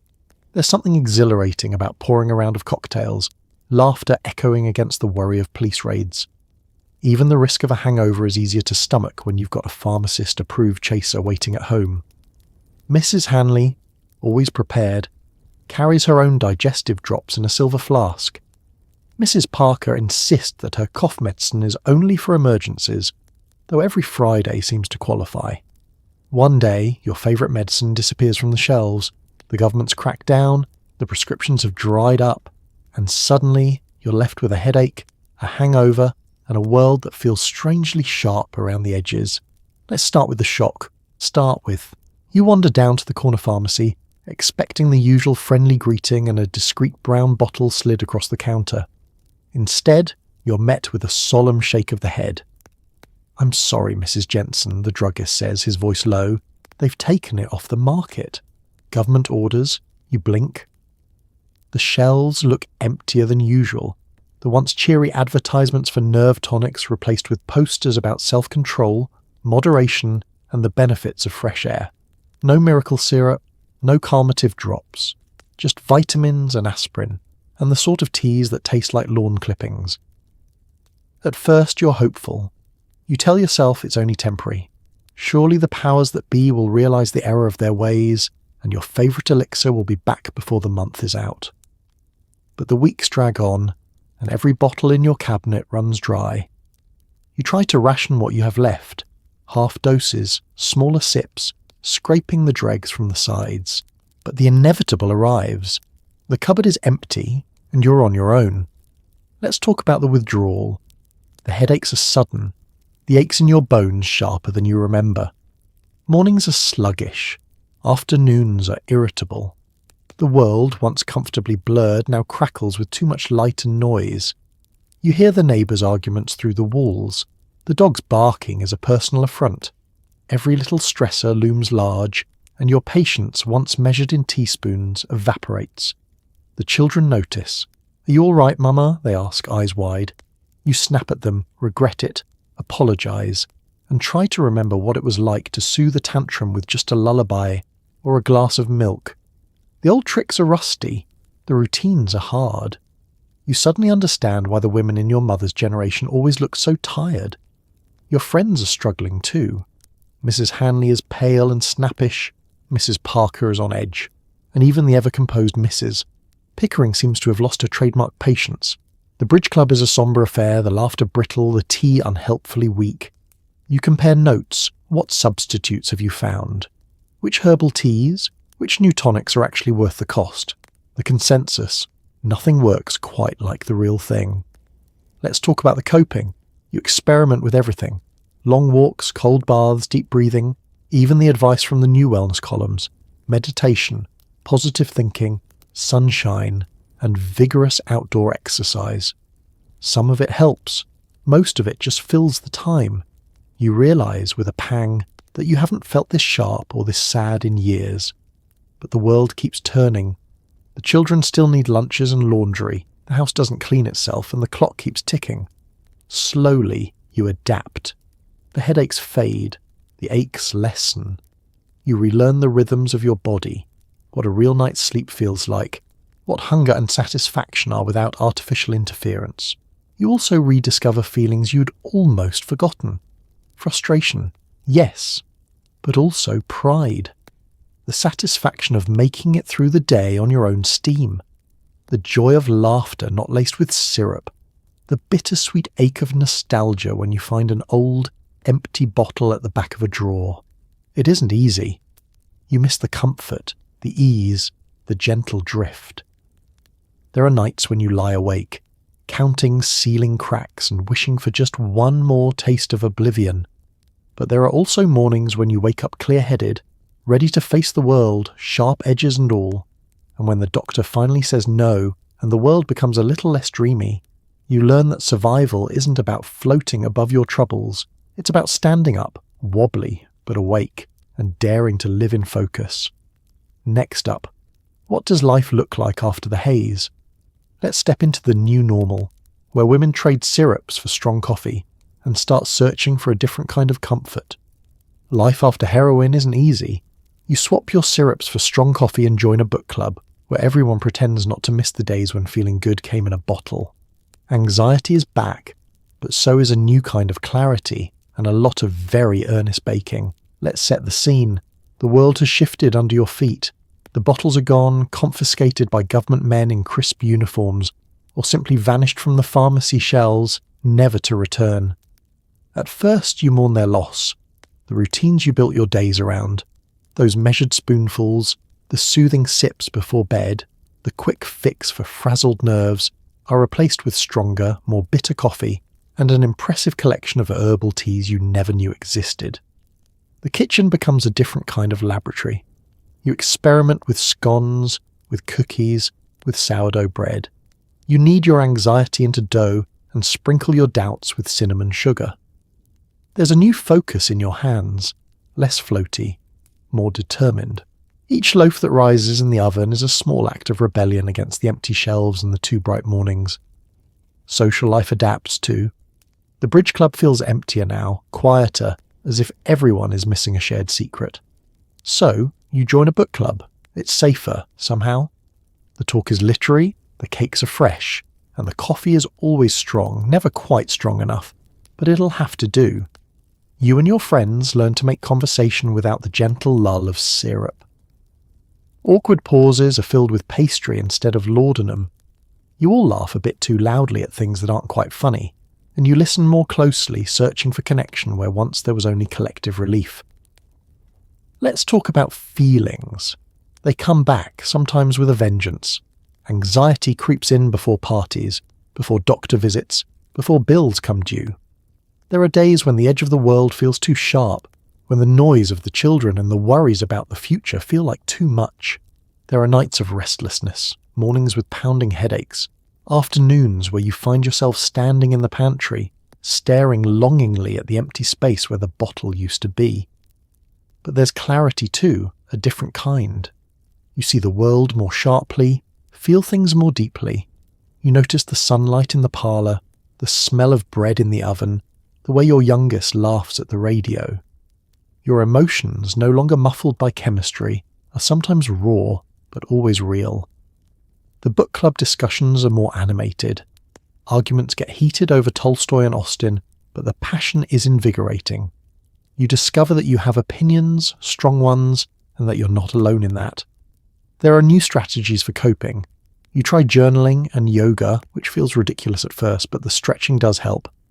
You take longer walks, breathing in fresh air, letting the rhythm of your steps settle your racing thoughts.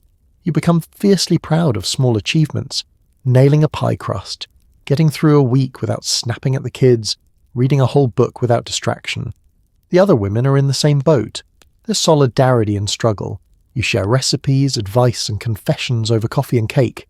Everyone misses the old comforts, but no one says it out loud. Instead, you talk about wellness, about strength, about finding new balance. You cheer for each other's little victories. I made it 3 days without crying this week, someone says. Everyone claps.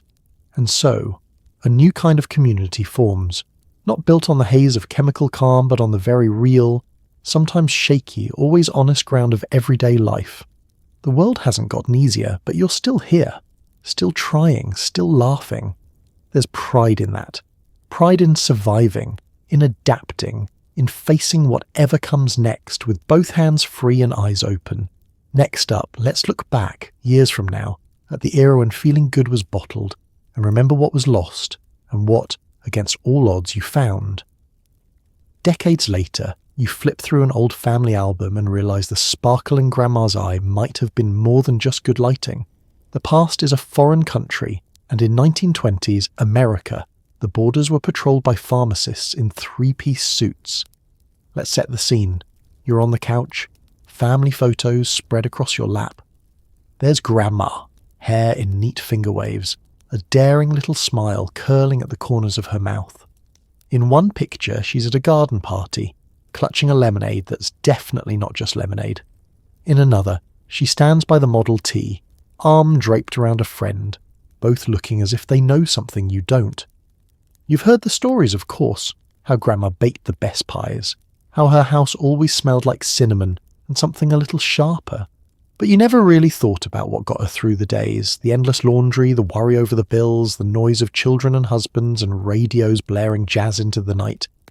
It's easy to imagine her as effortlessly calm, floating through her chores and social duties with grace. The album paints a rosy picture. Elegant dinners, family picnics, Christmas mornings with children lined up in crisp pyjamas. What you can't see is the real secret of her serenity. Neatly lined bottles behind the kitchen flour tin. The patent medicines and women's tonics that turned everyday life into a soft-edged adventure. Let's talk about perspective. You grew up thinking Grandma was born knowing how to handle everything. Her patience endless, her optimism unshakable. But the truth is, she lived in a time when relief came in syrup. When the pharmacist was both confidant and supplier, and when feeling off was a perfectly good reason to reach for the good stuff, the sparkle in her eye, sparkle. Maybe a little bit hope, a little bit stubbornness, and just a dash of morphine. You wonder, flipping through photos, how much of her good cheer was genuine, and how much was a well-timed teaspoon? Was her laughter at the Sunday picnic fueled by a joy of family, or by the lemonade she doctored just right? Did she really never get headaches, or did she just have access to a shelf of solutions that made life's rough patches feel like gentle rolling hills? Time softens the memories, smoothing out the anxiety and exhaustion, the days that felt too long and the nights that felt too short. The things that go unsaid about sadness, nerves, or needing a little help get lost between the lines of family legend. What remains is a kind of myth. Grandma, the original cool cucumber, surviving the roaring 20s with nothing but a string of pearls and a positive attitude. But you know better now. You know that behind every perfect holiday meal and every crisp apron was a woman doing her best to muddle through, with a little help from science and a lot of help from hope. She wasn't superhuman, just resourceful, practical, and, yes, maybe a little bit buzzed on occasion. You close the album and realize you're not so different. The methods have changed, fewer tinctures, more self-help books, meditation apps, and double espressos, but the impulse is the same. To get through, to cope, to find small moments of peace amid the clatter and chaos of life. The modern world may frown on miracle cures, but it still hands out its own versions. One prescription, one distraction at a time. So the next time someone tells you how chill Grandma was, just smile. She had her secrets, and you have yours. Maybe the real family tradition isn't serenity, but the stubborn determination to find it, no matter what's in the bottle. And with that, let's close the album and drift back to the present, grateful for what our grandmothers survived, bemused by what they endured, and a little awed by what they found to get by. Monday means cleaning the house from top to bottom, scrubbing the floors, dusting every surface, and wrestling the world's most stubborn mop. Fortunately, your energy drops kick in right about the time you discover the children have glued half a sandwich to the piano. You clean with a dedication that would impress the army, pausing only to wonder if the ceiling is actually spinning, or if that's just the cough syrup talking. Let's start at sunrise. The house is quiet, peaceful even, for a moment or two. You stretch, roll your shoulders, and mentally prepare for the day ahead. Mondays are notorious. There's the weekend's mess to undo, the pile-up of laundry, the odd odour drifting from under the couch, and a thin layer of sticky fingerprints on every vertical surface below 4 feet. Some women pray for patience. You reach for your energy drops. A miracle in a bottle, at least according to the label in last week's radio ad. The ritual is familiar. A teaspoon, maybe 2, poured into your morning tea. The taste is sharp, vaguely citrusy, with a kick that could wake the dead. Within minutes, your fatigue melts away. Your vision sharpens, your muscles hum with possibility, and suddenly, cleaning feels less like punishment and more like a challenge. You tie your apron with the determination of a prize fighter, grab your mop and set to work. Let's talk about the mop.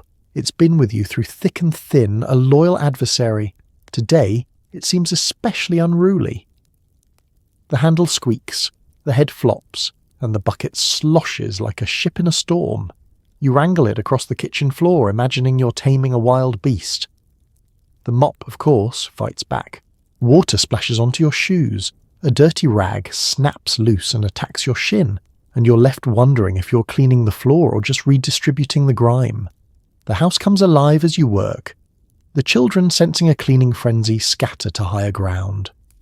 You find evidence of their latest experiment in the form of a half-eaten sandwich artistically fused to the piano keys. You pause, sigh, and scrape the offending object free, marvelling at the creativity it took to wedge bologna and mustard between middle C and high G. The energy drops keep you moving, even as you mutter threats about packing everyone off to boarding school. Dusting is next. You wipe down bookshelves, mantelpieces, picture frames, each surface a fresh revelation of forgotten toys, odd socks, and the occasional sticky handprint. The radio plays a jaunty tune, your feet tapping along as you banish dust bunnies with a flourish that would put professional fencers to shame. Somewhere between the windowsill and the baseboards you realise you've started singing, loudly, off-key. The neighbour's cat gives you a look of grave concern from the garden. By late morning, you're on a roll. The kitchen sparkles, the living room is fit for a magazine cover, and the bathroom tiles gleam like the crown jewels. The only casualty is the mop, now bent at a heroic angle and quietly plotting its next rebellion. You pause to admire your handiwork, then notice a dizzy spell, a gentle suggestion that perhaps, just perhaps, you've overdone it on the cough syrup. The ceiling wobbles. You sit for a moment clutching your tea, waiting for the world to right itself. Let's be honest, cleaning day is an endurance test. Some women claim to love it, but you suspect that's just the pep tonic talking. You survive by turning chores into competition. Can you finish before noon? Can you mop the stairs without missing a step? Can you find the source of that suspicious smell in the hallway closet? As the sun climbs higher, you finally hang up your apron, sink into the nearest chair, and allow yourself a rare moment of rest. The house is clean, you're exhausted, and the mop is mercifully silent. You promise yourself that next week you'll pace yourself, but deep down you know it'll be the same. Monday mop, and the gentle hum of energy drops carrying you through this chaos. Ready for the next domestic challenge. Because in this house, the in-laws are due to arrive, and you'll need more than a tidy parlour to survive what comes next. Your mother-in-law arrives unannounced, armed with opinions about your wallpaper, parenting, and pie crust. Her critiques are sharp, but your nerves are pleasantly numb. As she rants about the moral decay of the jazz generation, you smile sweetly and offer her a cup of restorative tea that's probably illegal in 3 states. Let's set the scene.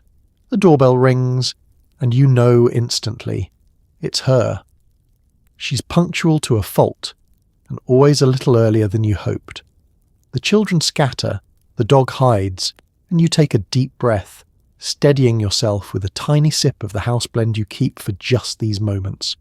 The bottle's label promises calm, clarity, and a gentle mood, which translates to, you might just survive this afternoon. Your mother-in-law sweeps in, her hat pinned on with military precision, and a handbag heavy with moral outrage. She surveys your foyer, eyes narrowed, nostrils flaring like a bloodhound on the scent of dust. Within 60 seconds, she's commented on your choice of curtains, so modern. Your husband's new haircut, a little severe, don't you think? And the way you arrange your shoes, we never left ours by the door in my day. Let's talk about nerves.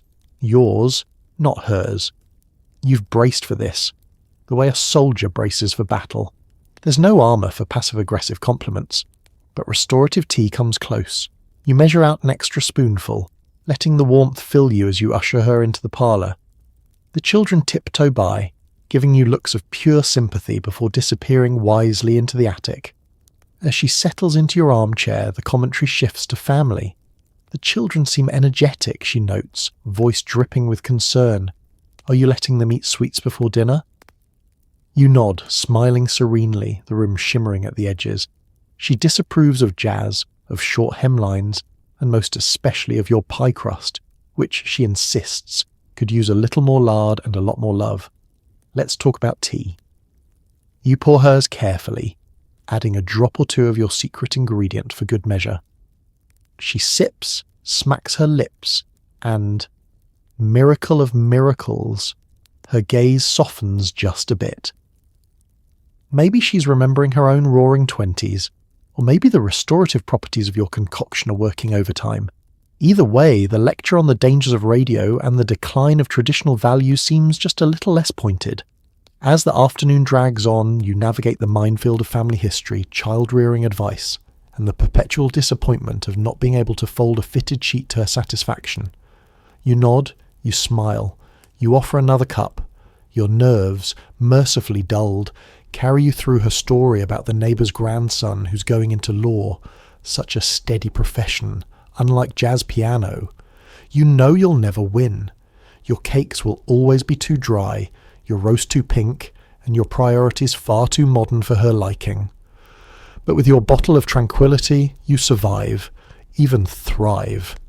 The edges of her complaints blur, her criticisms float by like clouds. You wonder if, deep down, she'd approve of your methods. After all, she came of age in the same roaring decade. Maybe her tonics just came with a different label. As she leaves, she gives you a long look. You know, dear, you seem very calm lately. That's good. Motherhood can be stressful. You smile, genuinely this time, and thank her for the advice, resisting the urge to show her your secret stash. You close the door, exhale, and pour yourself one last cup of restorative tea. The house is yours again, the quiet, a balm. Tomorrow you'll mop up the crumbs and debate the merits of lard, but for now, you bask in the small victory of surviving the day, with nerves, marriage, and dignity intact, ready for another domestic escapade.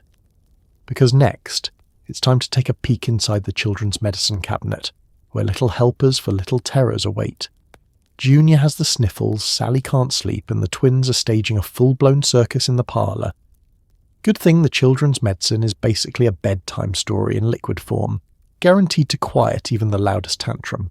You dose out the syrup with the confidence of a pharmacist and the faint dread of someone who just read the ingredients. Let's open the cabinet, lower shelf of course, so you don't have to reach too far during emergencies. There's a rainbow of bottles, cough syrup, teething elixir, child's nerve drops, and something called infant's relief that looks suspiciously like your own soothing syrup, only with a cartoon bunny on the label. The instructions are always vague, a teaspoon is needed, and the ingredients are the kind of mystery that keeps future scientists in business. Junior's nose is running like the Mississippi, so you reach for the thick cherry-scented syrup. One measured spoonful and a hug for good luck. It tastes awful, but Junior grimaces bravely, and soon his sniffles are replaced by the slow, steady breathing of a child halfway to dreamland. Sally's next. She's in that overtired, jittery state, the kind where every shadow is a monster and every creak is an unsolvable crime. For her, it's the special sleep syrup, a viscous liquid that promises sweet dreams and peaceful nights. The main ingredients? Sugar, opium, and whatever optimism the pharmacist had left at the end of his shift. Within 10 minutes, her eyelids droop, her breathing evens, and the house is one scream quieter. Meanwhile, the twins are still attempting aerial feats using the parlour curtains as their circus tent. You scoop them up, settle them with a cup of warm milk, laced discreetly with calming tonic, and read them a story you barely finish before both are dozing, cheeks flushed and angelic, oblivious to the chaos they created. Let's talk about dosing. You have it down to a science, a little more for growing pains, a little less for crankiness. When in doubt, a half dose for everyone and a cup of strong tea for yourself.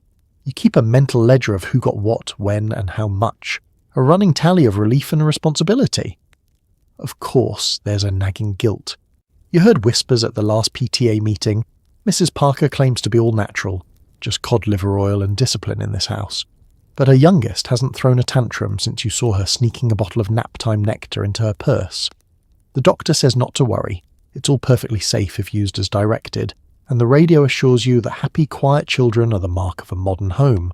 Still, you wonder, are the kids really this well behaved, or are they just pleasantly sedated?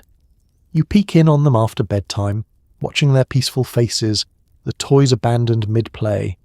There's relief, but also a pang, wondering what their dreams are like, and whether childhood was always meant to be this tranquil. Let's not forget your own childhood. Grandma's cures weren't much different. Brandy on the gums for teething, whiskey for coughs, and a good night's sleep delivered by whatever was in the old blue bottle. The bottles change, the names change, but the ritual remains. A spoonful for every trouble, a promise of peace at the end of a long day. You wash the sticky spoons, tuck the bottles back in the cabinet, and make a mental note to pick up more children's syrup next time you're at the pharmacy. As the house settles into silence, you sip your tea and marvel at the miracle of quiet. Manufactured, maybe, but precious all the same. Tomorrow will bring fresh mischief, new colds, and another round of circus acts in the parlour. But tonight you savour the calm and tell yourself you're doing your best. Because in the 1920s, sometimes the only thing standing between chaos and quiet is a well-timed teaspoon and the hope that everyone, big and small, gets the rest they need. Ready to move on? Because next up is the art of hiding your precious stash from anyone who thinks restorative means for emergencies only. You're not supposed to drink, and you definitely aren't supposed to indulge in recreational medicine, so you hide your bottles in the flour tin, behind the cookbooks, and under the couch. It's a daily game of cat and mouse with your nosy neighbour, Mrs. Pickering, who's convinced the devil lives behind every spice jar. Let's step into your kitchen. On the surface, it's the model of respectability. Neat counters, freshly scrubbed sink, and a row of spice jars standing at attention like little soldiers of virtue. But look closer, and the illusion begins to unravel. There's the flour tin, heavier than it should be, its lid resting just so. Behind the cookbooks, nestled between practical canning and favourite soups of 1922, is a bottle wrapped in an old tea towel. Under the couch, where only the bravest dust bunnies roam, another stash waits, ready to be retrieved at a moment's notice. It's not that you're a criminal, you're just adaptable. The rules are changing, and you've learned to change with them. The temperance ladies are always on the march. Pamphlets about clean living thrust into your hands at church, lectures about the dangers of unnatural stimulation whispered over the fence. You smile, nod, and tuck the latest flyer into the recycling bin with practised grace, knowing full well you'll be reaching for your own bottle of relief before the end of the afternoon. Let's talk about Mrs. Pickering. She's the self-appointed guardian of the block, her beady eyes missing nothing. If you so much as sneeze with a little too much gusto, she's at your door with a cup of restorative barley water and a suspiciously direct question about what you've been putting in the stew lately. Her idea of a fun afternoon is organising cupboard inspections for the Women's League, ostensibly to share recipes, but everyone knows what she's really looking for. Your game of hide and seek has become an art. You rotate hiding spots. One day it's behind the sugar sack. The next, it's inside the unused cookie jar on the higher shelf. The medicine cabinet in the bathroom is for decoys, children's cough syrup and a box of headache powders that would barely make a mouse drowsy. The real stuff is always somewhere unexpected, somewhere only you know to look. And it's not just you. Every woman on the block has her own system. Mrs. Hanley sews secret pockets into her apron. Mrs. Parker keeps a bottle in the umbrella stand, hidden beneath last year's galoshes. There's an unspoken network of advice, tips, and gentle warnings. Don't hide anything in the oven, not after what happened to the Perkins girl, and if you use the flour tin, keep an extra tin just for show. There's an exhilaration in it, a tiny thrill every time you outwit the system. Of course, it comes with a measure of guilt, especially when the ladies' auxiliary calls unannounced, or when you hear a knock at the door during nap time. Your heart skips, your hands shake, and you wonder if today's the day your secret will be found. But the need for calm, for comfort, always wins out over the risk. Let's be honest. You're not trying to break the law, just to bend it enough to survive. Life is hard enough without the added burden of someone else's morality. So you play along, you hide your bottles, and you let Mrs. Pickering think she's won, right up until she leaves, and you celebrate with a discreet nip from your stash. At night, when the world is quiet and the kitchen is yours again, you unearth your hidden treasure. You pour a little into a cup, savouring the victory. Tomorrow the game will start again, but for now, you bask in the comfort of knowing you've managed another day without being caught. Because in the 1920s, survival is as much about creativity as it is about compliance. And sometimes, the difference between a scandal and a secret is just a well-placed bottle and a clever hiding spot, ready for the day's final act. Night is falling, and with it comes the promise of rest. Thanks, as always, to a little help from your well-concealed friends. So tonight, as you settle into your soft, modern bed, take a long, slow breath and savour the silence of a world where your medicine cabinet isn't an active crime scene. Because, as absurd as it sounds, There really was a time when the family doctor handed out heroin for headaches, coughs, and even the odd bout of boredom. Life as a 1920s housewife was a wild parade of casseroles, chaos, and chemical cures, equal parts exhausting and euphoric, with a dash of existential confusion sprinkled in by the local pharmacist. Sure, the chores were endless, the expectations sky high, and the solutions to your daily anxieties probably illegal by today's standards. But underneath it all was a kind of tenacity, a quiet resilience, that got generations of women through, one spoonful at a time. They survived the Roaring Twenties with a mop in one hand, a tonic in the other, and enough dry wit to make Dorothy Parker blush. Maybe they didn't have mindfulness apps, but they definitely mastered the art of not giving a hoot, or at least of not remembering what a hoot was.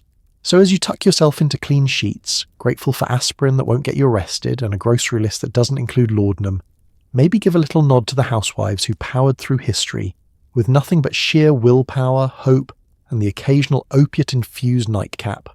The world may be saner now, depending on which channel you watch, but it's worth remembering people have always found a way to cope, to adapt, and to laugh, even when the solutions were a little well out of left field. History is weird, people are resilient, and you're lucky enough to be falling asleep in a time when the only thing addictive about bedtime is a really good story. Sleep well, dream easy, and remember, sometimes the strangest chapters are the ones that help us appreciate just how far we've come. Good night.